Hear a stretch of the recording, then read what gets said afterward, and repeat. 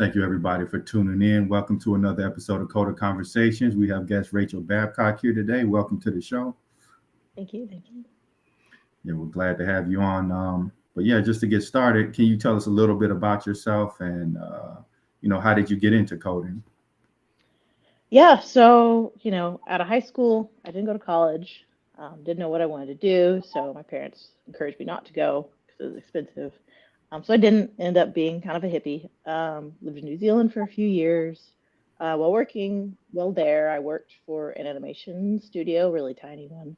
And, kind of was around tech. There is some tech and coding involved in animation.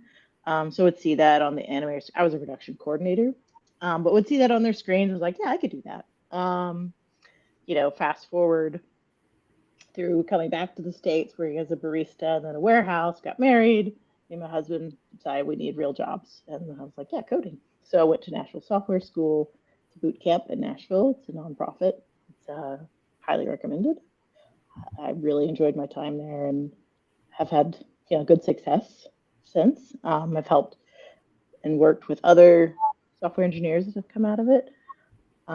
So yeah, and have worked in some front end with React, back end and Node, Python, Rails, some database stuff now. So just kind of a smattering of technology as you do the longer you work in it. So I think total, I've been coding since the end of 2018. So here I am. Interesting. So yeah, like before the show, you kind of mentioned some of the series you worked on at the animation studio. You mind sharing with the audience? Sure. Yeah, it was about 10 years ago. I worked on VeggieTales. I was a production coordinator. So it would have been like 2011 through 2012 or very early 2013. So yeah, it was really fun. Very fun environment. So I often like to try to bring that fun if I can to coding because it's very different. I mean, animators are just like, it's just a different breed of, it's not really like coding, right? Like a lot of Mhm. animators are like running around with Nerf guns and trying to get into character, so they'll all have like a mirror next to their desk to like look at their faces, right? So it's just 3D animation is very interesting, but Mhm. very technical. So anyway, yeah. Interesting. So like, how did you find the boot camp that you eventually attended? My husband's roommate before we got married went to Nashville Software School. He had a great experience. Um, I mean, so that was kind of him. My brother found it. They also were funded through the VA bill. If you're familiar with how VA, like veterans can get their college education paid for, and my husband's a veteran, so that was a big reason he went. Um, so, and they have scholarships for like minorities, which is as a woman, I'm a Mhm. minority. So they focus on that. So it's just they just do cool stuff. So all Got it. that. So, do you feel like the boot camp really prepared you for your first job in coding? I think so. I was really lucky that I went to Change Healthcare in Nashville. That was where my first job was. I was really lucky to be on a team that was really like supportive of new engineers. They'd hired people from NSS before. Um, and yeah, I mean, there's a huge disparity from being at a boot camp and coding to like a real environment where you have databases with PHI or um, you know thousands upon thousands of records compared to like your boot camp capstone. So there's a big ooh, but I think um, my senior, he always was like, you know, you put safeguards in place so that you don't juniors shouldn't have to worry about it, right? So that was helpful. So like, when getting your first job, did you have to do a ton of interviews? And if so, like, how did you prepare yourself for all that rejection? Um, I had a spreadsheet and I was very like methodical, but it was really toward the end of boot camp and I had a few like phone interviews here and there, but the first like in-person interview that I had was with the company that I got hired with, so I got really lucky. I mean, 2018 was a good time to like get into it in terms of the economy and stuff. So I got really lucky, but I was prepared for, you know, whatever. NSS has a pretty good network in Nashville for helping juniors get hired, so I think that was really fortunate. I know not all juniors have that experience, so. Welcome to the show, Sean and Terrence. Hey, Kevin. Hi, everybody. Hi. Glad to have y'all on. This is Rachel. Good to meet you, Rachel, and good to see you again, Raja. Yeah. Hi. Hey, Sean and Terrence, y'all mind giving Rachel a little bit of background on who y'all are? Yeah. So I've been a developer I didn't actually listen to this podcast up to this point, so I'm not dropping into the context, but I've been a developer for decades. I don't want to date myself, but yeah, decades. And I became a CTO about 4 years ago. In fact, my 4-year anniversary was just 2 days ago.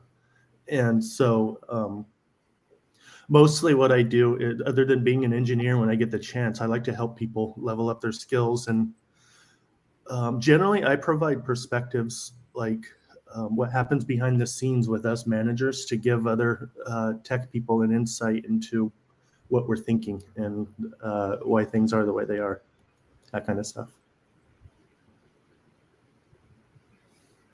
I didn't practice my elevator pitch. Yeah, this is kind of on the spot, but I'll give it a go. Yeah, I'm more recent as far as development goes. Got my first developer job 4 years now, something like that. Currently working as a lead developer at a company that I recently just started working at in August of last year. And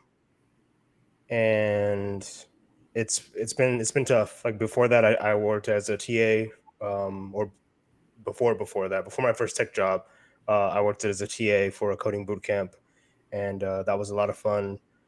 And I'm not exactly sure how to answer the elevator pitch question if you don't really have something set up already. And I didn't want to go on a tangent, so I'm going to pause it here. But it's nice to meet you, Rachel. Thank you. Same. So yeah, Rachel, you kind of mentioned like the boot camp, and it did help prepare you for your first job, but there were some gaps there. So how did you fill in those gaps? Did you spend a lot of time outside of work learning or reaching out to mentors? Thankfully, I was able to learn like on the job. My personal time, work-life balance has always been like super duper important to me. Especially now I have a 16-month-old baby. And so, that's just kind of crucial, is to have time during the work day to learn stuff if you need to, or, have that as part of like a ticket that you're working. So thankfully, yeah, sorry, went off a tangent there, but yes. Didn't spend a lot of time. So I probably should have, but did not. Oh yeah, I definitely agree. Work-life balance is very important. Like we've all had situations where, we spent a little more time we should have in front of the computer, and it kind of ends up burning you out. So A little? Oh yeah, you've been working like crazy, Sean. Yeah, I went at it so I had COVID in January last year that lasted almost the entire month. And then when I recovered from that and I came back on February 3rd, I went like 16-hour days, 7 days a week until 4 weeks ago when it started to shut my body down. So now I don't think my boss is listening, so my CEO, but so now I'm kind of like at 20 hours a week, no weekends, no after hours, my boundaries for maybe a couple more weeks until I get back into a normal swing. I'm the CTO, so I can do that. Do you find like you're kind of getting behind on your job, or are you able to accomplish everything you need in those 20 hours?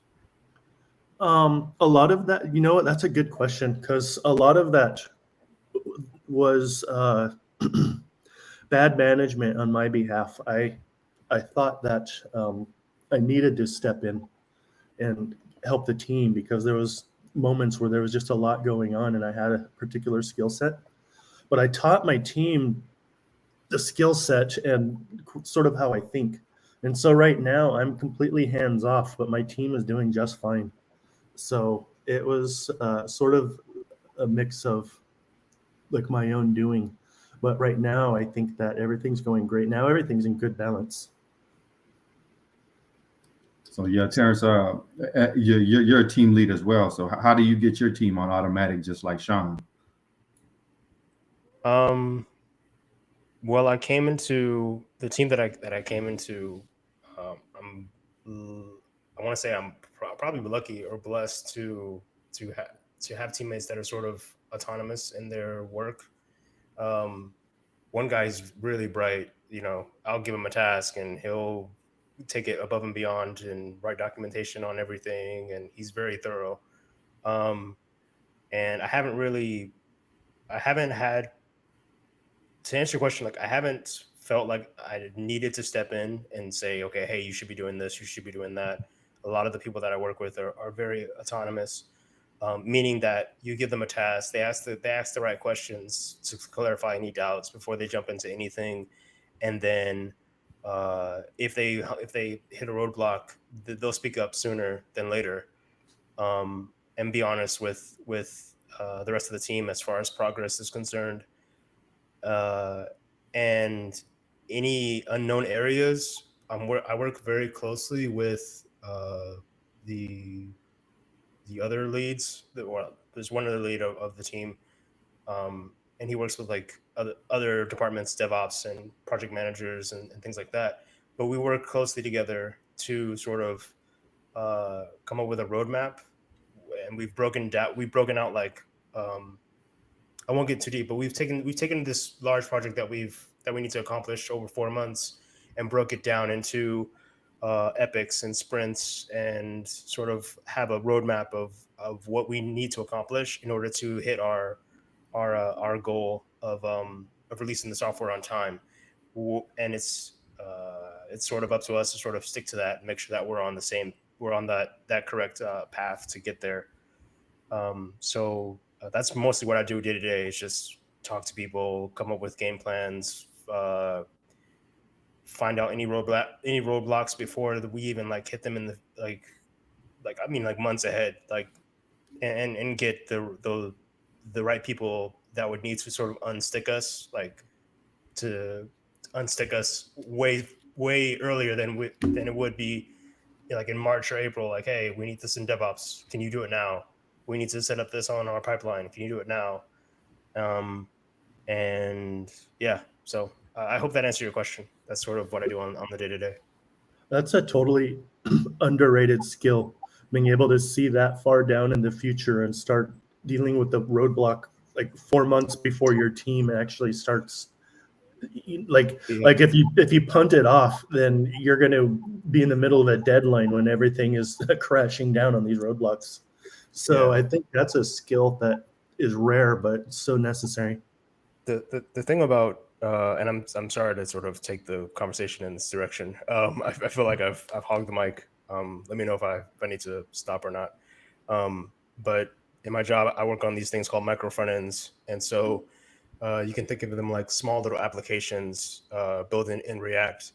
And so in my mind, you know, a small app is like, okay, a to-do app or a bingo app or something like really like a toy. It doesn't do much, right?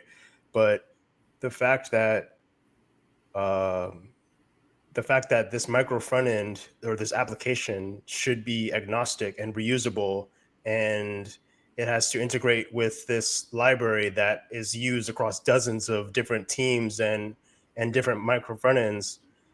That's where the complexity comes into play, where you want to build an application and not make it so uh, I guess whatever the opposite word of agnostic is, like so gnostic, I guess you could say, like so strict where it's like the app only works this way, you can't use it any other type of way.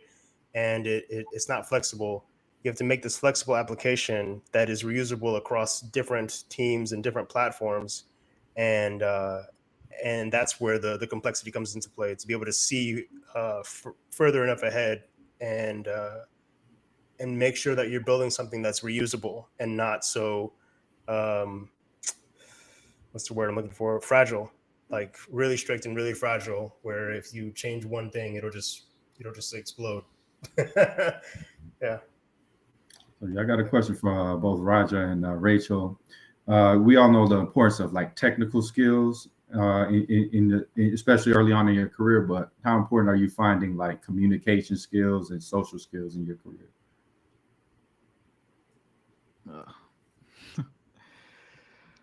I would say that's 90%. Like you need to have 90% of my job. Like anybody can code. You can teach probably a monkey to code too. They can code. Given enough time, a monkey can code too. But communication is the key, at least with software developers, which I'm trying to improve myself at. It's just not like communication with like person to person, but also using the right technical terms when you're saying something. When you're using React, like you need to say those exact terms, like use state, use like those things matter a lot. Like when you're trying to move into like a senior developer position, they look for it. They look for that technical knowledge. They look for you to say, like, even to a non-technical person, you need to explain something very simply, like explain to a 5-year-old, like what is React, like what does it do, what does your website do. Those are things that I'm like teaching myself recently. I think I recently, like I have it in my bookmark. I wanted to buy this book. It's called, I forgot what it's called. It's something with storytelling. I've been trying to like improve my storytelling skills.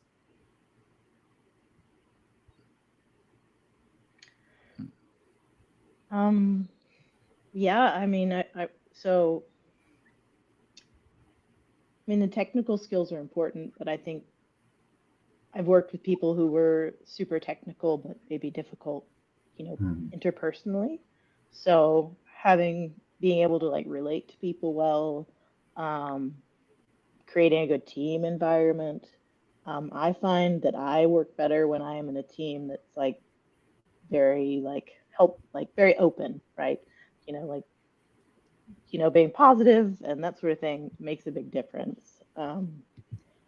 So even like just interpersonal stuff, like, because I get stressed when I'm coding about something, and if I'm struggling, it stresses me out because I'm like, oh no, I need to get this done. I'm not, achieving or whatever. And so even just, I say that sometimes just working on even like your own personal issues, like my stress levels or things like that, also I think affect how well you perform with coding. Speaking of stress, how do you personally go about managing your stress? My husband would say something probably different than what I would say. I do find it helpful when I take like a walk. So working from home, if I take a break during the day, I normally feel less stressed. When I don't, I definitely feel more stressed. So that helps me, but I think it's different for everybody. But also trying to not make it about myself. Like if I get feedback or a lot of like PR reviews, right? I mean, I don't take it as personal as I used to, but that's just like a personal thing that I'm working on. I don't know if that's where you're going with your question, Kevin. I'm sorry. Yeah, getting out the house is important. Like, a lot of times we just sit in front of the computer all day. But I also find like, walking or driving around that kind of, it helps me get back on task as well. Like sometimes you just need to step away from the computer, take a little break, and then for whatever reason your thinking improves and you're kind of able to solve the problem when you come back. Do y'all agree, or do y'all have like any other ways to manage your stress? Same for me. Like I would just step away from my computer, probably scroll Reddit, get more stressed by it, and come back and code again, I guess. Yeah, you have that little voice in the back of your head that says, "I should be working right now. I should be Yeah. working right now."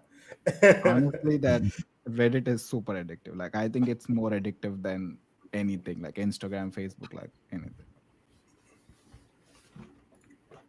Yeah, it's pretty addictive. I would say, for me, like physical activity has helped a lot with like managing stress. Going to the gym, going for walks, going for a run, just going to the beach and just sitting in my car and looking at the ocean, like even like writing, like journaling, a lot has helped. I'm finding that journaling in the morning, even before my day starts, and just like writing about what I'm thankful for, or just trying to get myself into a good headspace about like, here's the things that I have to do. Here's the three most important things I have to do for the day, and then that way, as soon as I go into work, I'm not distracted by anything else. Like I know, okay, these are the three things I want to accomplish today, and I can sort of focus in, and just sort of work on those and try to get them done. And even if I don't get them done, at least I know I focused in on them, and didn't sort of waste my day. Yeah. Yeah, so interestingly enough, a lot of people at my church are actually doing a technology fast, like outside of, critical use like work, etc. They're going to try to abstain from technology, and I find it's extremely difficult because these companies are engineering technology to become more addictive, and they're trying to pull you deeper into the technology web, like coming to the metaverse, or pop on TikTok or LinkedIn and sit around and wait for likes. So how do y'all like disconnect? Like how do you pull yourself away from that technology addiction? I think for me, it started from pulling away from news. Anything that wants to have me in a constant state of fear or uncertainty or like just reactionary, I just cut that out to the point where I'm not even going to lie. At this moment in time, I don't even know who the winners of the primaries were. I'm just so deliberately out of the loop. And my mental health, I just became so happy and such a positive outlook on life, and going out and meeting people on the streets as I walk by, or it's just something I didn't do. I haven't touched Facebook probably in about 5 months now, or Twitter. I think LinkedIn is the only social media that I'm on, and it's by and large positive. It's a good thing in my life. And TV, I don't watch it anymore. I don't play video games. I literally just unplugged. And I could tell you right now, I just could not be happier. It was a little bit of a battle though, because there's some addictions that happen, but with the social medias. But yeah, so I that was how I did it. I just unplugged, and I did it the most extreme way possible.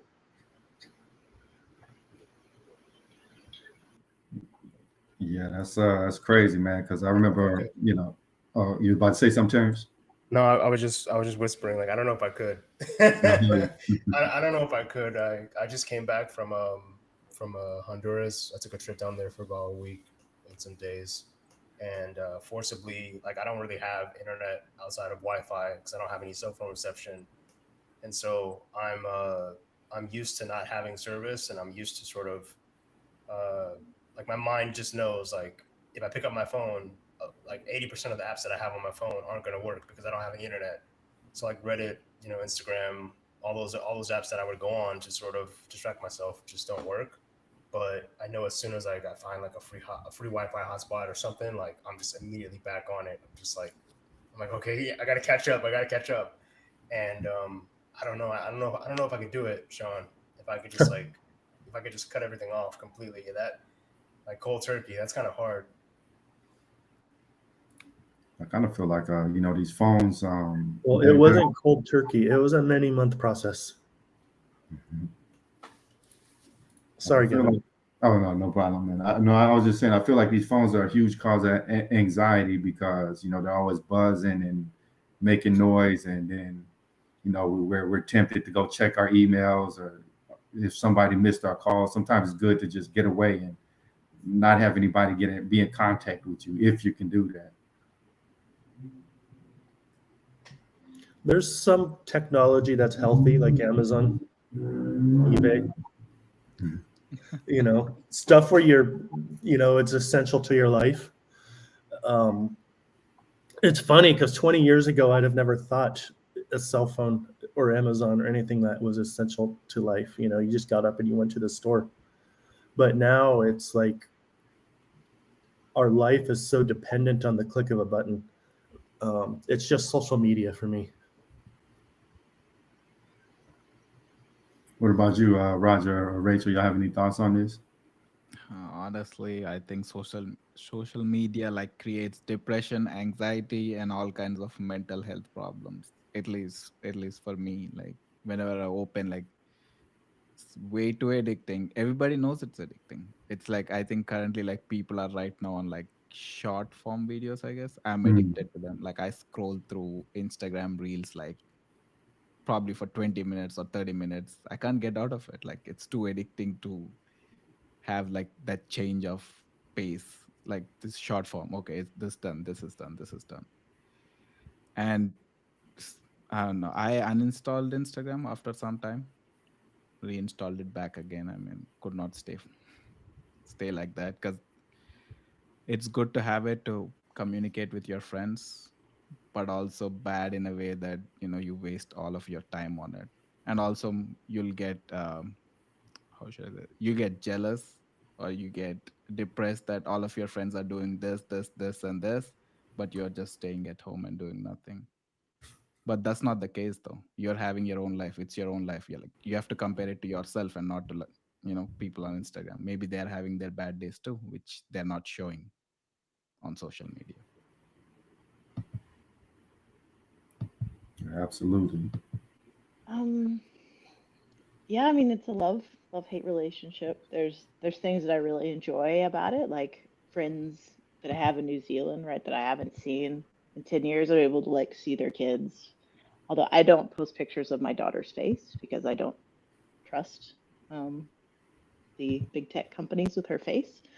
Um, so I generally don't have it on my phone. And then it's just hard with Facebook because like if you ever comment on a thread, like you're gonna be checking it, be like, oh, what did someone else say?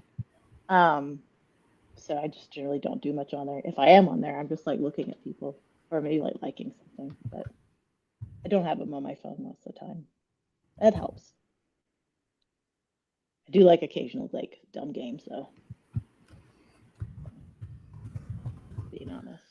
Yeah, I mean, it's pretty interesting because I kind of feel like a lot of these social media platforms, like is they actually banned China in several states. Like it's kind of a tool of war as well as like a mind control tool because we're literally creating a generation of kids with super short attention spans. Like if they're not constantly getting that dopamine hit every 15 seconds, they start going crazy. Like you take a phone away from some of these kids and it's almost like they feel like they're dying or something. So it's really interesting. It's almost like we're merging with technology. And also like it affects a lot of people, like small things affect a lot of people. I don't know if you guys know this, the Kia challenge on TikTok.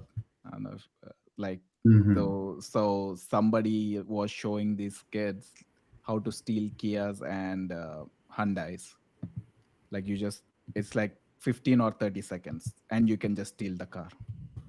So what they're doing is they're stealing these cars and they're like, either killing themselves or like hurting others or just plain stealing the car. I'm like, you're 15 to 17 years old. Like, what are you doing stealing the car? So I'm like, I don't know if like that's a necessary thing that TikTok should ban it, but they're not doing it. So that's like on the bad side of social media, I guess. Yeah, interesting enough, the TikTok in China is completely different than the one in America. Theirs is more focused on education and informative videos, where ours is like entertainment, these crazy challenges. And like you just mentioned, it's extremely influential. Like kids were literally eating Tide Pods because of the Tide Pod challenge. Yep. Yeah, I mean, they have a strong machine learning algorithm to push all these things in front of your face. I can say that, they have some good engineering coding, I guess, but bad for us. So Brian Pulliam just made a comment. Dumb games are the best. I was a dumb game developer for a while. What do y'all think about that? Uh, I would agree. Like, I'm happy playing tic tac toe. I'm literally happy playing like Connect Four or something like that. I don't need these extreme games. Mm-hmm. It's really crazy. I feel like games are teaching our kids like gambling at an early age. Like I hate when my stepson he starts playing Roblox because he can literally go up and just start buying stuff, and there's like nothing really stopping them. They could just if your credit card is linked on the Xbox, they can literally run up your credit card. But he's been good about not doing that. But the fact that that option is there is kind of crazy to me.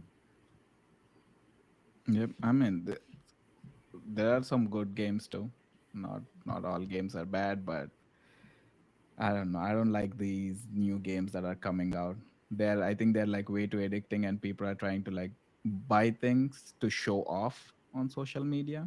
Like their favorite YouTuber has this skin or Mhm. whatever that costs like $30, and he's going to buy this too. This is like a 10-year-old kid who's gonna buy the same skin. Yeah. Yeah, you don't want to let your kid watch Ryan's toy reviews because they're gonna Oh go no. crazy asking you for stuff. I mean, he's making millions of dollars. That's some good marketing, I guess. Oh yeah. Do y'all think that's healthy though? Like a young kid that can get any toy he wants when he wants. No, you need to let them stay humble, I guess. I think after a while, though, he's gonna learn. Like, I mean, so the thing about dopamine, right, or serotonin, right? You're gonna you if you do the same thing over and over again, eventually that it's not gonna hit the same. Meaning that that's slang for is you're not gonna get that same effect of happiness. If you could just always go out to Target and buy the same or buy the newest toys, right, every single time, and uh, he probably doesn't enjoy those toys because he's always in front of a camera. He's in front of a camera. He's got to react for views. He's got to be excited. His brain knows the song and dance of like, okay, camera, get the new toy, look excited, record video, put it up for views, make mom and dad proud, and then rinse repeat the next day or the next week or whatever, right? But think back 1999. I'm dating myself now. When I got a Nintendo 64 with Super Mario, I thought, oh my gosh, this is the greatest thing ever. Like Mario's in 3D and you tilt the joystick and he can flip and run and the internet. What's that? I don't care about that. I want to go home and play Mario. I want to go home and play Donkey Kong Country. Like that was my happiness, and I was limited to one game a year. That was it. It was like, and you have to make it count. Whatever it was one game a year, and out of everything you chose, you got to pick one. And the limiting factor of back in the day versus now, it's crazy. There's so many choices, right? Like, take Netflix for example. Like, I'll admit, I take forever to find something to watch because there's so many options. Like, I wish we could just go back in the day where it's like channel 3, whatever's on channel 3 is what's on channel 3, or you flip it to channel 5 or 7 or 11 or 13, and that's it. Unless you want to go into like the religious channels the higher you go, or the Hispanic channels. But there was like a set number of channels. Now it's just too many options. And I think, like, to bring it back to the original choice or the original discussion of that Ryan's Toys reviews, I think he's probably not as happy as he appears in those videos. I think he's probably just like, he probably just wants to be a normal kid, and he probably won't know it until he really grows up and looks back and be like, dang, like I didn't have a childhood. My childhood was in front of a camera. Yep. You know, it's crazy. When I was a kid, I don't think the Nintendo was even out yet. It was an Atari. And at that point, we had like 5 games. And when I got a Nintendo, I might have had like 10 games. And when I was an adult and got a PlayStation, I maybe got like 30 games. But you made them work, as you said. But right now, if I ever do, and I don't, but if I ever do get a game on my phone, it's such a different experience because they're designed to addict you and then prevent you from making the progress you want, and it leads to frustration, which leads to a credit card. You know, do I want to progress somewhere in the next few hours? There's $99. If I want to wait 3 weeks and just buy a little bit of these gems, you know, then there's $10, but then that's not enough. So here's $10 more. It really is a cycle of, you don't feel achievement because you're kind of forced to pay.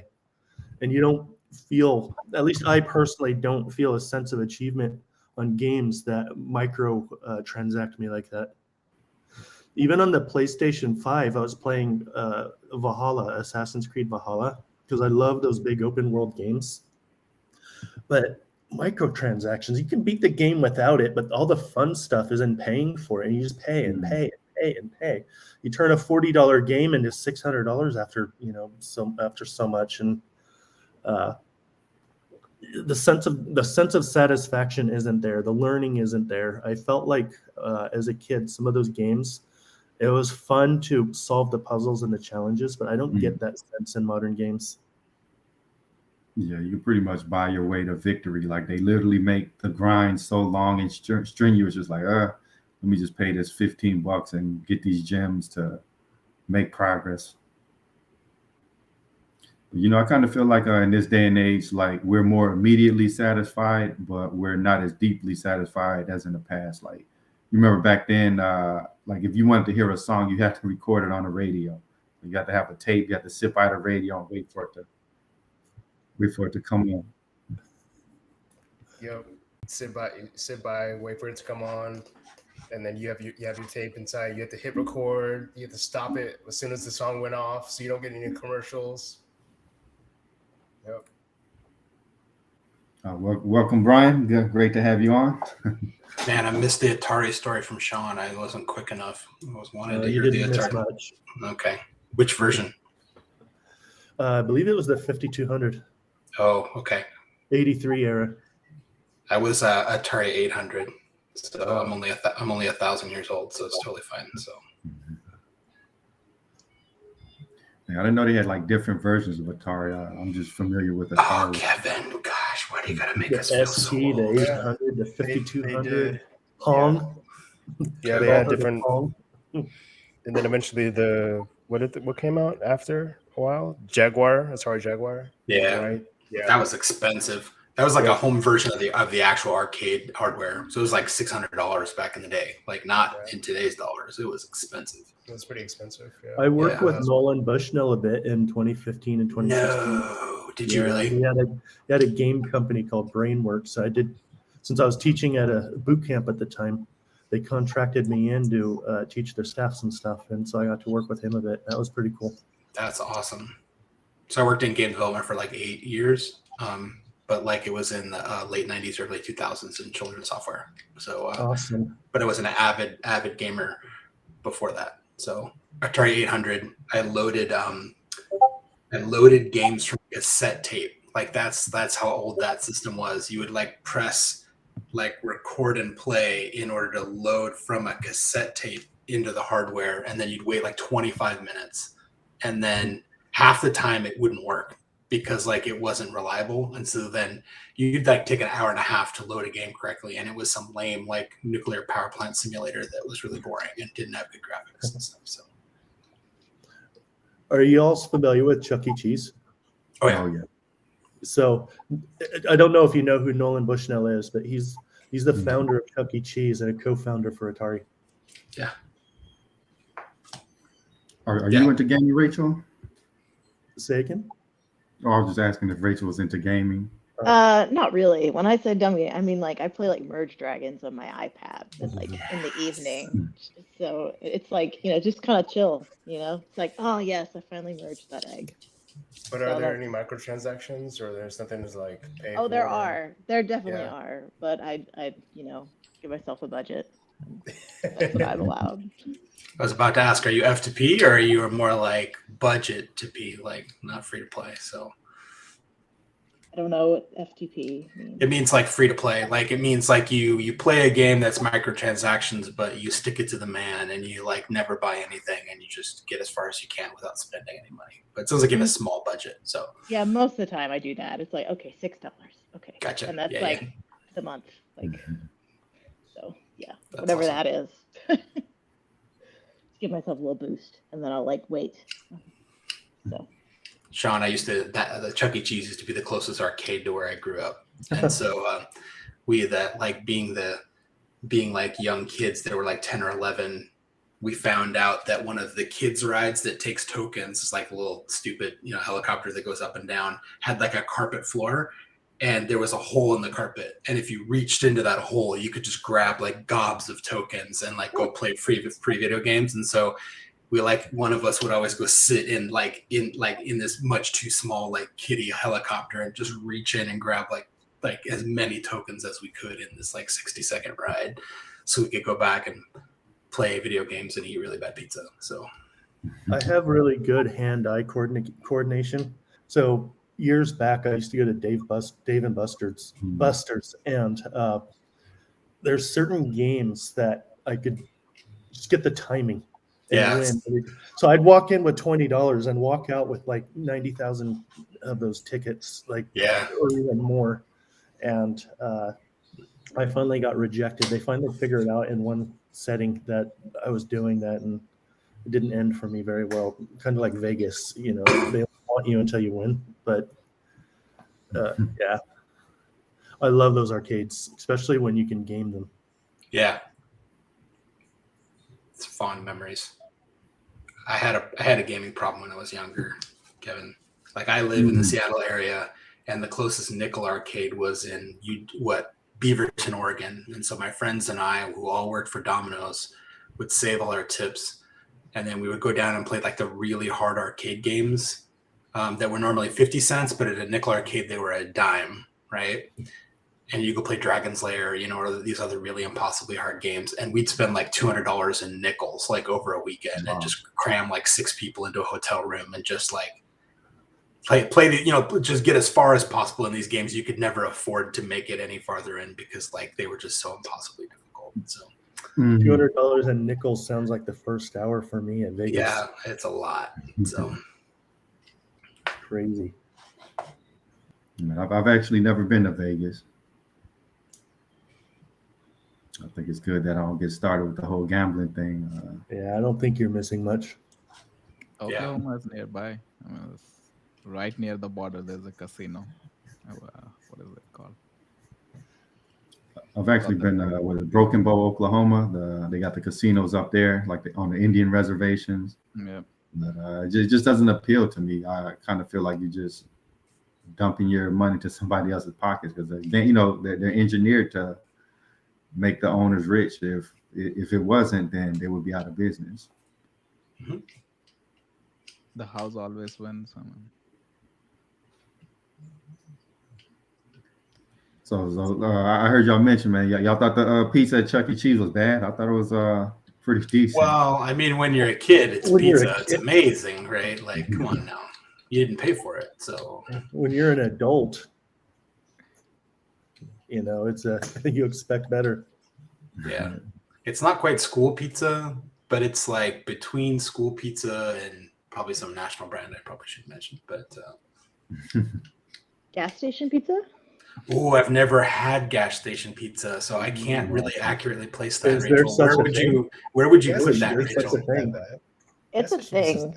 Yeah, So it's like in Kansas City, there's like this, it's called Casey's, and it's like at gas stations. And I have some extended family that thinks it's the best pizza. Me and my husband don't say anything inside, but it's mind-boggling. So, is it above or below school pizza? That's what we need to know.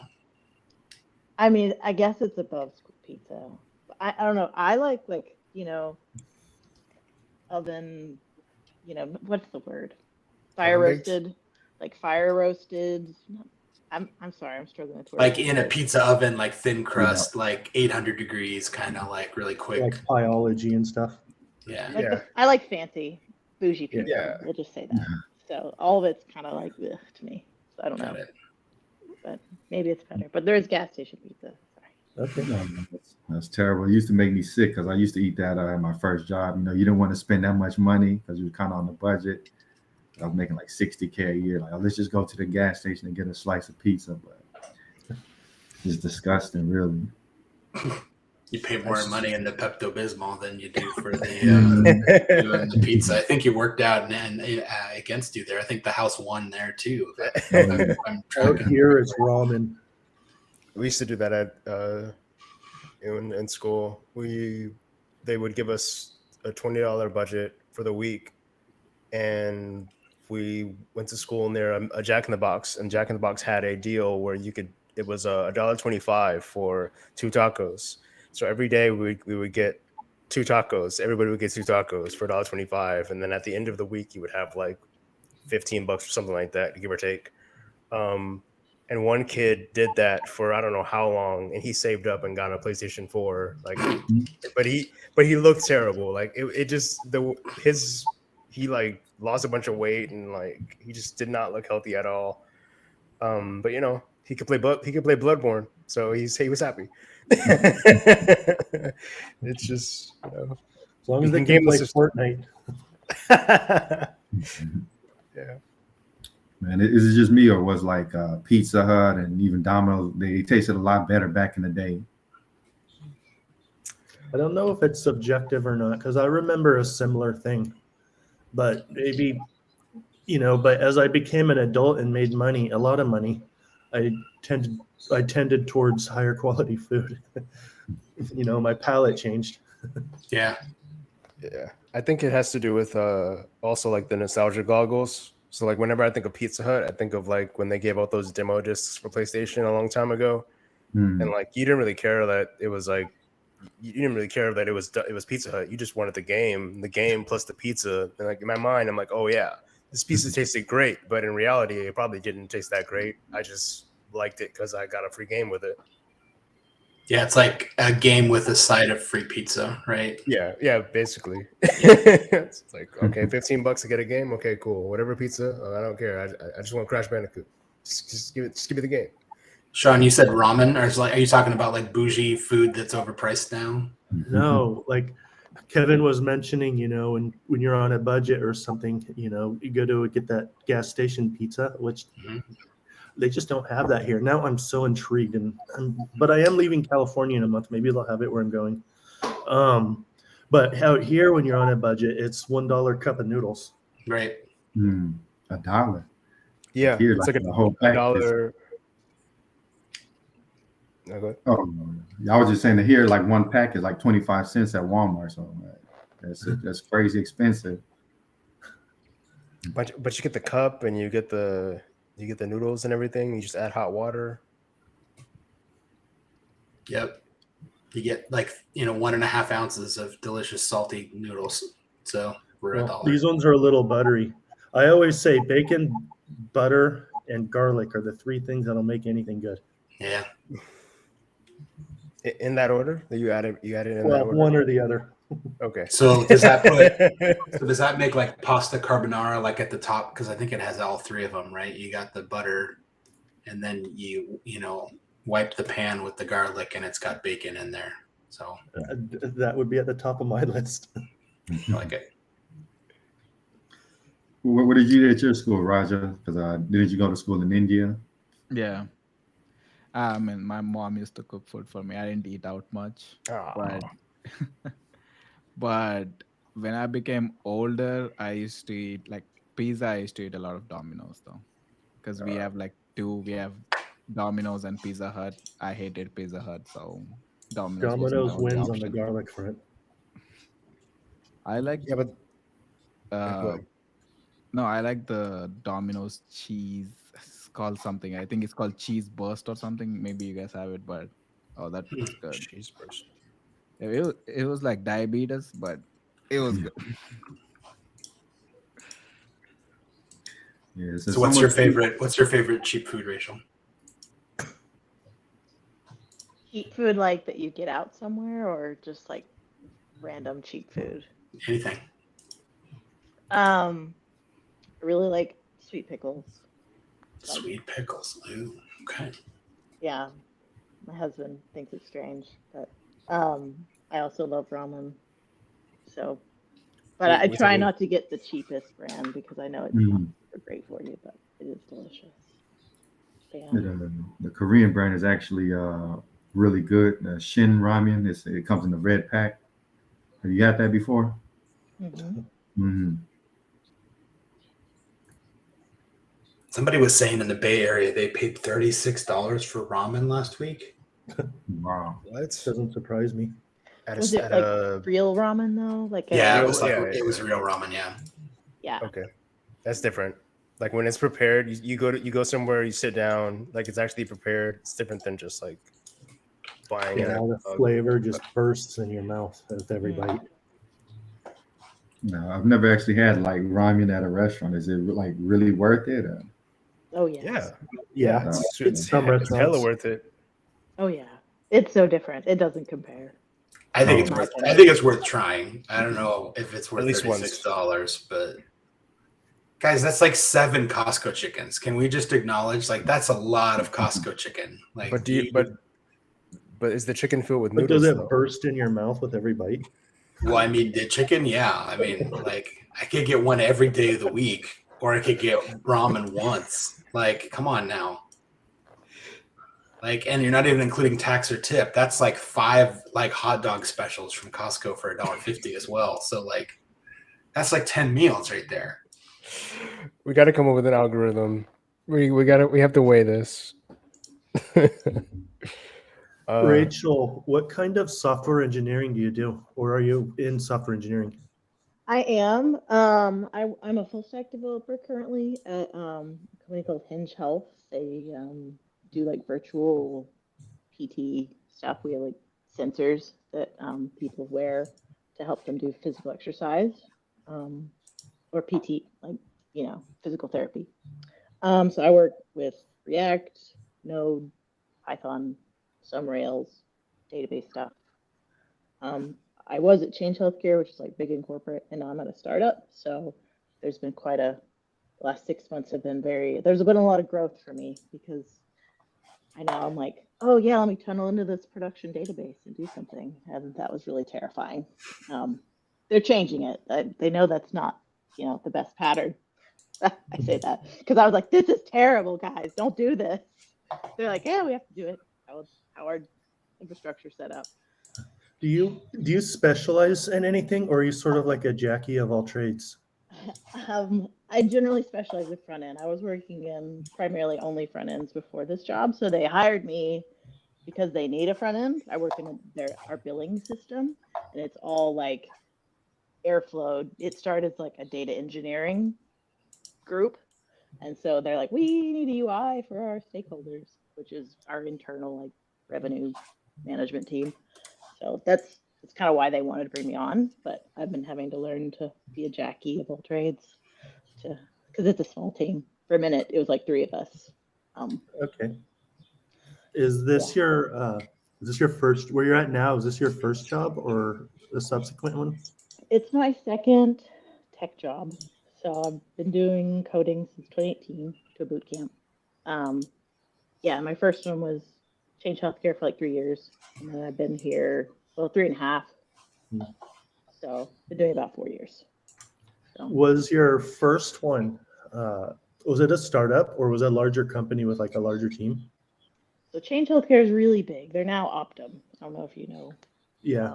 So they're anyway, they're the big healthcare company. They've been around a long time, big corporate. The team I was on, thankfully, kind of had a startup vibe because they were like acquired by Change Healthcare.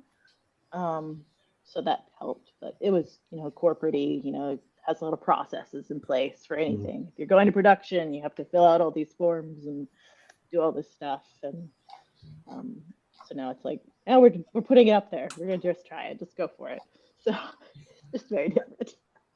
How was your experience like like when you transitioned from larger team, like how much of a difference was it when you went to where you're at now, where there's a smaller team? Is like where you're like like what kind of a experience or a transition, or like how did you feel about that? In what way? Like from a tech perspective, or Like in terms of how you apply your skills or what's expected of you? Yeah, there's definitely, so it's taken me about 6 months to feel comfortable just because one, the business context is really heavy in healthcare billing. Um, and going from the team I was on, it was very greenfield, but we were very much siloed into like, I was working on a micro front end thing, and that's what I was doing every day. And all our stuff was very well planned. And then going to a startup, it was like working on all this stuff, and it's kind of chaotic. And we don't know what we're going to work on in next month. We kind of do, but it's not ironed out yet. It probably won't be ironed out until you get there. So all that took a lot of adjustment. That was hard. But the smaller team, I think it's taken me time to figure out how to like learn how to like take ownership of things and that be okay. Because at first it was like, okay, you're telling me kind of what to do. I know what I'm supposed to do. To going to a team where it's like, oh, I can just go research this and like, this is a problem. We should fix it. Here's how we could fix it. Right. So that's been something I've been learning how to do. I don't know if that answers your question. I'm sorry. I'm always interested in how people's experiences are when they transition from one place to another. Like even Terrence, I feel like I learn a lot when he talks about his experience as a manager and getting into leadership and that stuff. And when I talk with, I'm a long way removed from being a beginner, even though I feel like a beginner a lot with the way that technology shifts. But I feel like I learn a lot from other people's experiences. I'm glad you can learn something, because I feel like when I talk, I don't make any sense to myself. And I look back and I'm just like, what the heck did I just say? I have no idea. I don't want to watch the recording. Like, I want to panel with 5 other people right now. It's very different. I tell the story all the time. When I had about 17 years of experience, I was a senior architect at Experian at Free Credit Score. And I was responsible for a lot of the guidelines, and I was also acting as a platform engineer, writing the frameworks and stuff. And we had a junior developer. Her first job, she was only 6 months a developer, straight out of college, 6 months of experience at this company. And she asked me she was complaining about something, which happened to be my coding that she was complaining against. And I learned solid SOLID and test driven and TDD and unit testing through her, is I just had not been exposed. This was like in 2004, in the early days of all that. And it just opened my mind and blew me away. It changed everything. So I have the attitude that even though I have all this experience, it's so often I learn the most, not from senior developers, unless like I'm interested in a very specific thing, but junior, like maybe between junior and intermediate, they just think, some of them, the way they think just opens my mind and blows me away. Yeah, I have a similar story when Git became the norm, right? Like in college, and then all of a sudden you were like, same thing, Sean. It was like, it's like, wait a minute, what's this Git thing? What are we talking about? Just ask any college student, right? And then like that became the way of saying, oh, wow, there's a lot coming through here, that a lot of what we might have learned 15, 20, or 25 years ago was under a set of constraints that just don't exist anymore, right? Yeah. Like when I was in game development, one of my friends went to go work on like a PlayStation game, and he had to create a real-time interactive 3D game. He worked in this game called Sly Cooper. And the addressable memory space for the PlayStation at the time was like 3 megabytes. And he made a cartoon game running at like 30 frames a second, fully 3D in 3 megs of space, right? Like a PlayStation? Yeah. And so it was like the optimization and the skill set you need to make that happen is just very different. Like it's like NASA level constraints, right? But that doesn't mean that you want to take that same framework and go create regular software. You go bring up the task manager on any PC right now, and you look at like, oh my gosh, you look at Gmail and it's using like 400 megs of memory, and you're losing your mind. You're like, how can you be using more than 100 times the memory when all you have to do is send emails? When you know what other people have done with a lot less. But it doesn't mean that this is better or worse. It's optimizing for a different outcome. It's different. Yeah, and people have learned all these great new techniques for optimizing for the outcomes we care about now. You know, I went and tracked a PlayStation 1 developer kit down on eBay. I have one.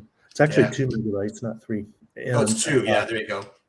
Those constraints, I just don't know how.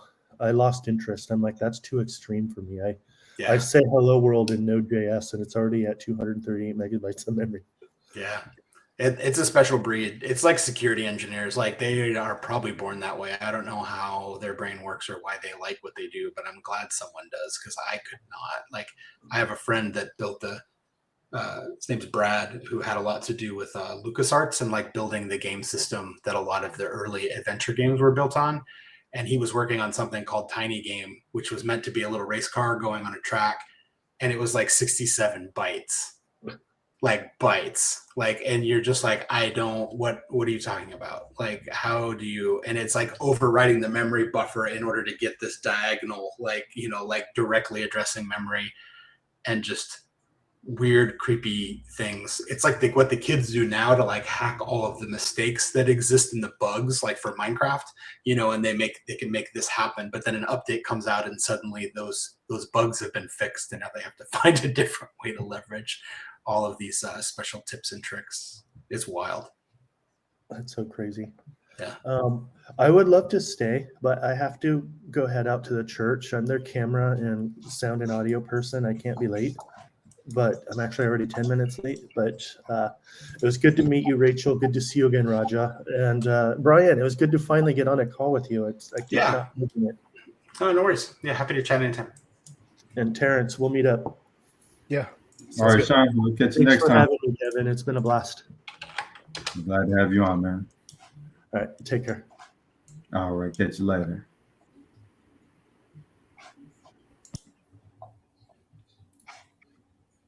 It's crazy. Like I feel like the level of programmers back then were just like on a higher plane almost. Like, yeah, I mean, maybe like, you know, like what Rachel's probably going through with regards to the breadth of technologies you have to learn as a full stack developer is orders of magnitude more complicated than what a game developer might do, because the amount that they had to work with was so narrow. And so it's like, I just see it as like those developers with very specific use cases had depth of expertise in a very, very narrow field. It was a long, skinny rectangle, right? And now it's like you flop that rectangle on its side, and Rachel's got to now go through front end and back end and Node and React and I don't know, like, and then you've got some pipeline that, you know, that the company's decided, but you need to stitch it together with this other thing, and the complexity in actually stitching all of those pieces together to save you time. It's a different kind of problem, but like, you know, you go read up on a John Carmack and like people will revere him as a game developer god because he's this really long, skinny rectangle that he could do things that a lot of developers never could. But it's because it was a narrow field. He just went as deep as he could. And the use cases that Rachel has to handle now are 10x the size that a John Carmack would have to do in game developer. It's just how the industry is now. Like you have 3 people on your team, right? Like, and you're trying to do what? Like combine sensor data, like store it, like be able to do video and like have like video conferencing and not have latency. And like I can only like, and then there's privacy issues. So everything's got to be encrypted. Like nobody had to deal with that when they were in game development. You have to worry about encryption. Like you're running on a disk, right? Like you probably didn't even install anything. So I don't know that they were smarter, Kevin. I think we have more to deal with now than in a lot of use cases than maybe some of those people did back in the day. I don't know. What do you think, Rachel? Well, I mean, thankfully, we're focusing on like the billing. Yeah. But it is like, there's a database, we have these claims and invoices and systems that run every day, and then we have stuff once a month, and then we're trying to make like a microservice over here, and then we have a monolith here, and there's a monolith over there, and so it is pretty spread, and so it is hard to like context switch. I think that's been the hardest thing. Sorry, Terrence, you were going to say something.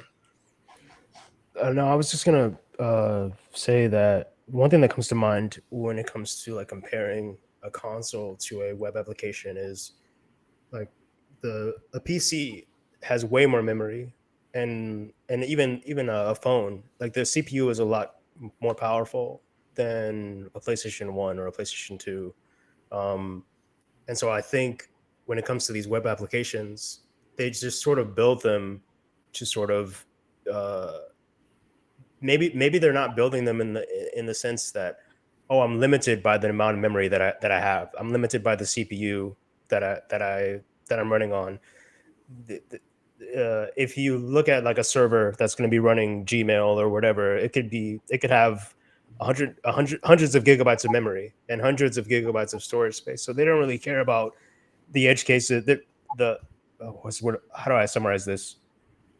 The end users space and memory is up to them. However they choose to run their app on their build is up to them. But Google is just going to use whatever top of the line. Like they're gonna, if Gmail takes 4 gigabytes of memory or 20 gigabytes of memory, they don't care. They're like that's how it runs, and if you don't have it, then you can't run it. It is what it is. Yeah, close some apps, get some more memory. Yeah. Like it's on you now, right? But with It's on you. with a self-contained system, you kind of that's what you You're got. forced to. Yeah, you're forced to. It's there. Yeah. It's totally different. Mm-hmm. Yeah, you think maybe it would become easier because you're like, oh, I can auto scale, right? Or I can do all this kind of stuff, and you're like, okay, but that's but not why? well, not only why, but like now how are you going to monitor that scaling? How are you going to end up like not having a $50,000 bill at the end of the month when you expected a $5,000 bill? You got to watch more things. The more things that can change, right? So yeah, like kind of like how you mentioned, I do feel like there's a huge breadth of technologies that you have to learn nowadays, and it's always changing. Like you never just sit down with one language and just focus on that for 10 years. It's like, Node.js is hot this year, next is Golang, and then there's some other language. It's always like you're learning something new, throwing the old thing away. So yeah, I feel like I see where you're coming from with the breadth versus depth argument. Like how do you feel about that though? Do you think like we're kind of like sorting through too many technologies for no real benefit, or? I don't know. I mean,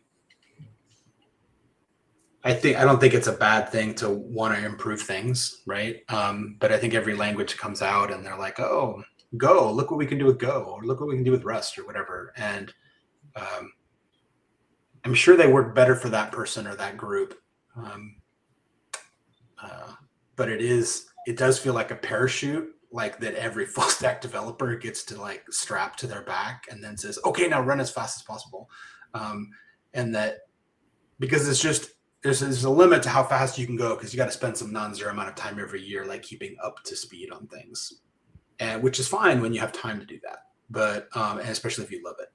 But like I make no, I don't hide the fact that I was an engineer for a while and I was like, this is dumb. I don't want to have to keep learning new stuff all the time. Like I want some of my lessons to like stick around and be things I can learn. And I kind of gradually moved from engineering to like TPM, and then from TPM to like engineering manager, because the lessons I learned about how to help people just don't change as quickly. They're more timeless, and honestly, they're more fulfilling for me. So I think I grew out of love with technology maybe after 10 or 15 years of like doing engineering work. And I was just like, I don't, maybe if I could stay in the same language, that would be one thing. But, SQL developers probably have it the best. Like that's a really old language, right? But there's still people writing in SQL. They may have to do it in Snowflake now, but like, but hey, they can still write SQL. but that's just me. You know, do I think languages are created when they're not necessary? Absolutely. I mean, R is created. Why? Because mathematicians didn't want to learn Python, right? I mean, like they were like, because their brain works different. Is that bad? Like, no, I don't think it's bad. Like, but if Python makes sense to you, R may feel weird. And if R makes sense to you, then Python might feel weird. And it's like, well, they're both using data science. Like, I mean, could you argue one's better to learn than the other? Yeah, it's probably good to know both. But it's like having, I don't know, two screwdrivers that kind of do the same thing. I don't know. I'm curious. Like, this is like, I'm like an old fart though. Like, I'm curious what Rachel's thought is on like learning new tech. I mean, where do you sort of stand? Like, you're 3 years in, 2 or 3 years in. Have you seen already like this need to sort of kind of study up on things that are coming out, or is it pretty much what you learned in the boot camp is still like topical to the role? The only thing that's stayed consistent since I was in boot camp is React. Otherwise, I've done Node, Rails, spent some time with some Golang at my last team. And their whole thing was like, we want people to be T-shaped, which is like, you know, you have some breadth, but you have more depth. And so that's why I was more focused on front end. That was like the deep. And so like I started like delving into like, okay, how does JavaScript really work? Like things like closures, which I couldn't tell you off the top of my head.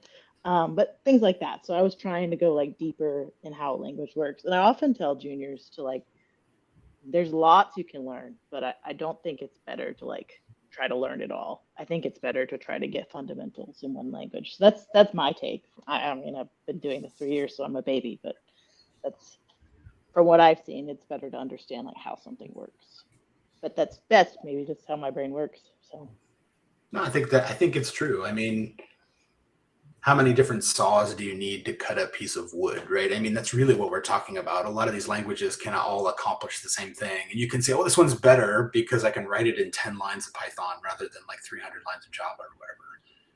But is that worth learning Python if you already know Java and your shop uses Java? Like, probably not. It's probably not worth the cost switch.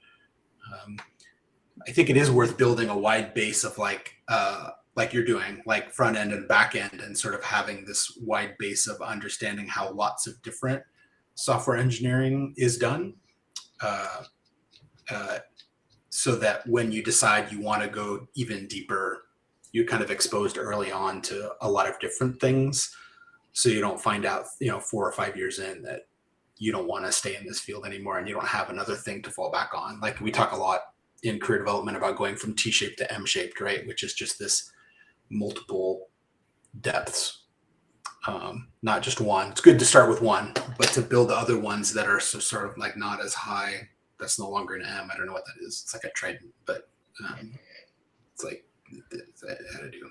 Got to do it without making an obscene gesture. I don't know how to do that, but that's what it's like. This like that. There we go. Yeah, like that. I like trident shape. That's fun. Trident shape, cool. Something that was really like interesting with why my past team went with Golang is they were like torn between like Golang and Java, and they knew they were going to do everything in AWS. And then I guess there's something like called like a cold start, and I guess Golang is like very like fast in the cloud, and so that's why they went with Golang. So I mean, I guess there are reasons to use like some technologies for different things, but in that specific case, that's why they went that direction. I think generally, though, I like to stay focused on one thing, learn a few things, but it's hard for me to learn new stuff, especially since I've been a mom. Like my brain capacity is just not what it used to be. Yeah. Do y'all ever worry about like whether your current tech stack is going to go obsolete? Because I know, if you were a Ruby on Rails developer, you were hot at one point, but now it's kind of hard to find that kind of job. I mean, I had barely know Ruby. Like it's very much like, oh, go do this one random thing over here, and I'm like, I hate this the whole time, and then I'm like, yes, get me out. So that's how I feel about Ruby, being honest here. So I don't know. I guess I'm concerned about that. I'm kind of glad that React is everywhere because I'm kind of hoping like maybe there'll still be some like React work in like 10 years because everyone's like, how does this work? Like, I don't remember. That's kind of what I'm hoping. So, but I don't know if that's a good hope, but here's where I'm at. So, What about you, Roger and Terrence? Uh, I, I would say like learn what's trending. That's what I would say, and develop your skills depending upon what's trending.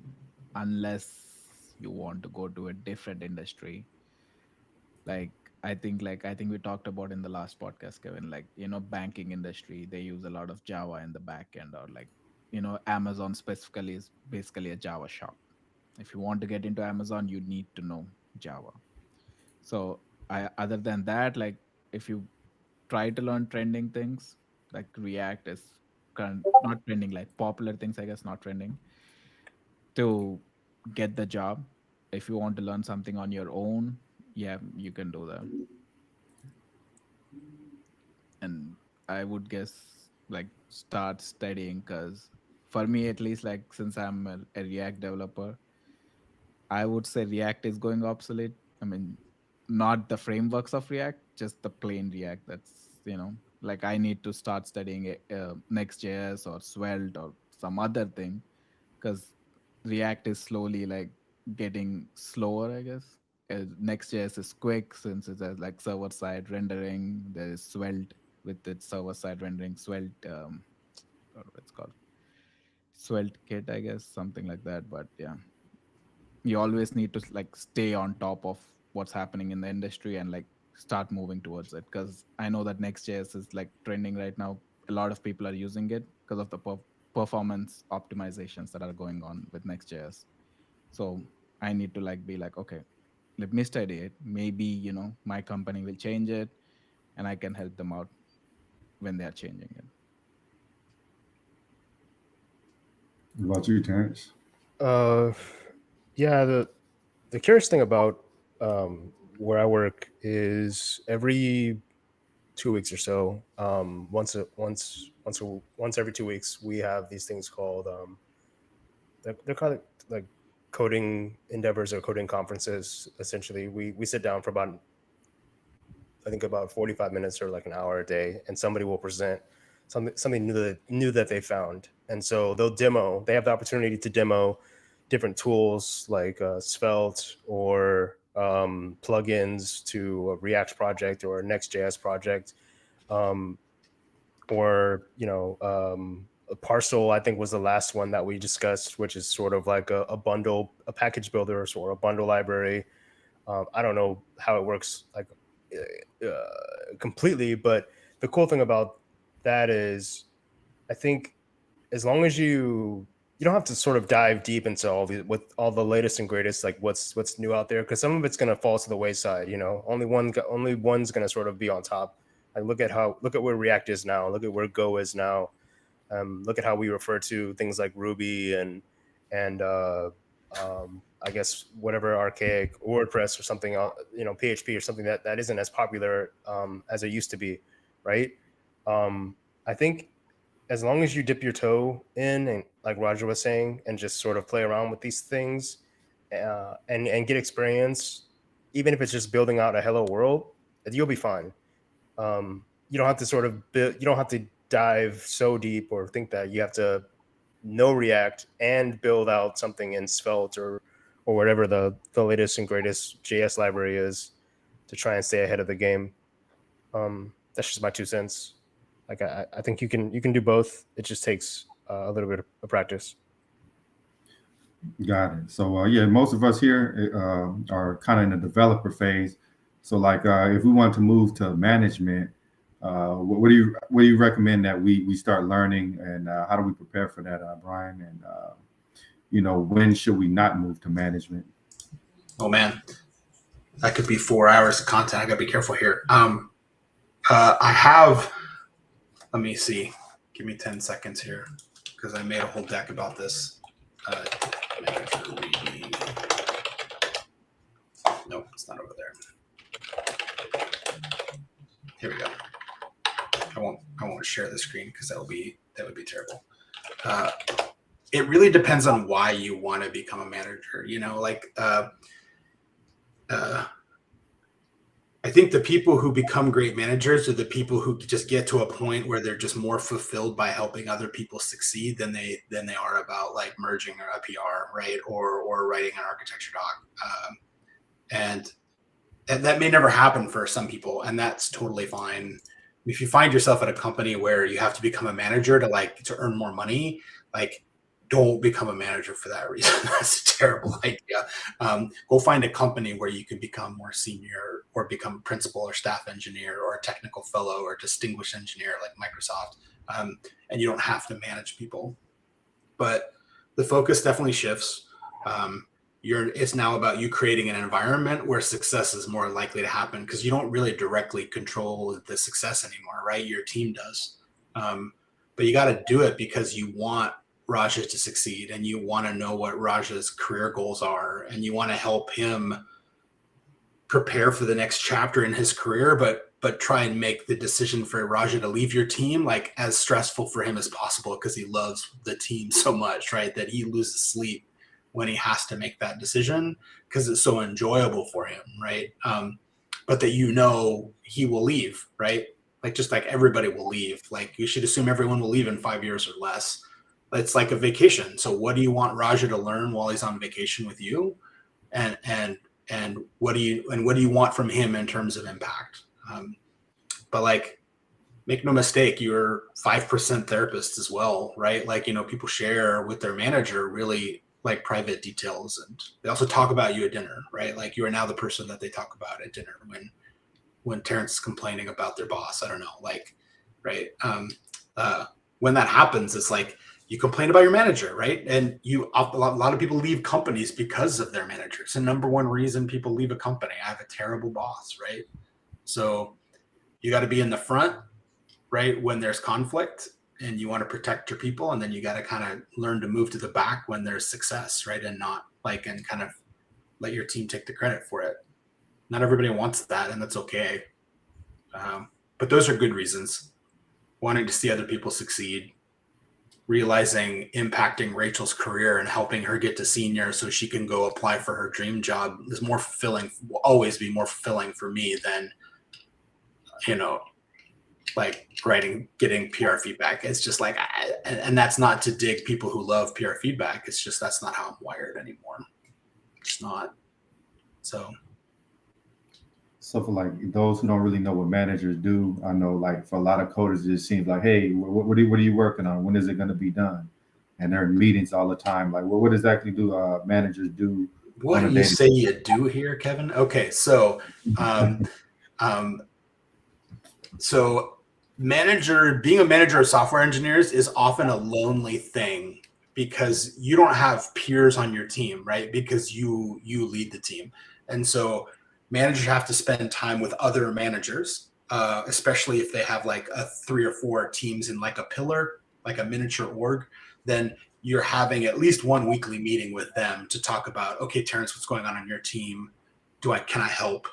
Here's what's going on my team. Terrence, can you help? Do you have someone with spare cycles who knows React? Because like my React person's on vacation, and oh crap, we need to make this cutoff deadline, and so we can get our stuff into the Apple Store or whatever. So there's that. So sometimes there's like sharing or pooling of resources.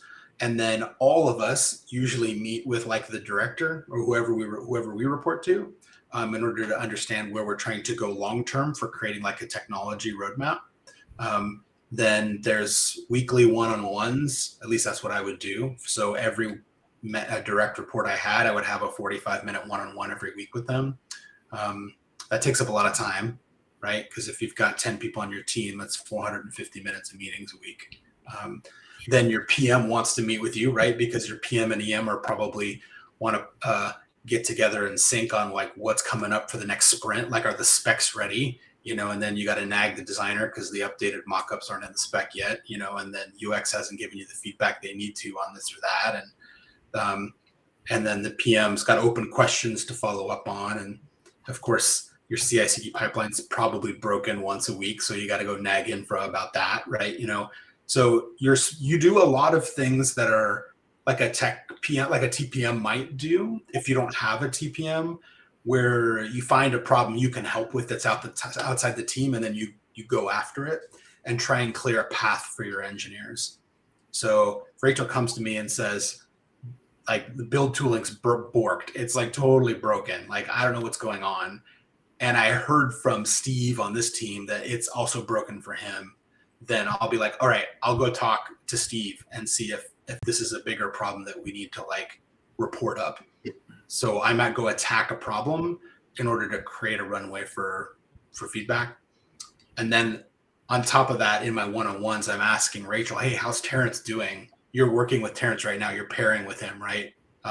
What's he doing well? Like, what kind of feedback are you giving him? And I'm asking Terrence the same thing about Rachel. Hey, you're pairing with Rachel right now. How is she doing?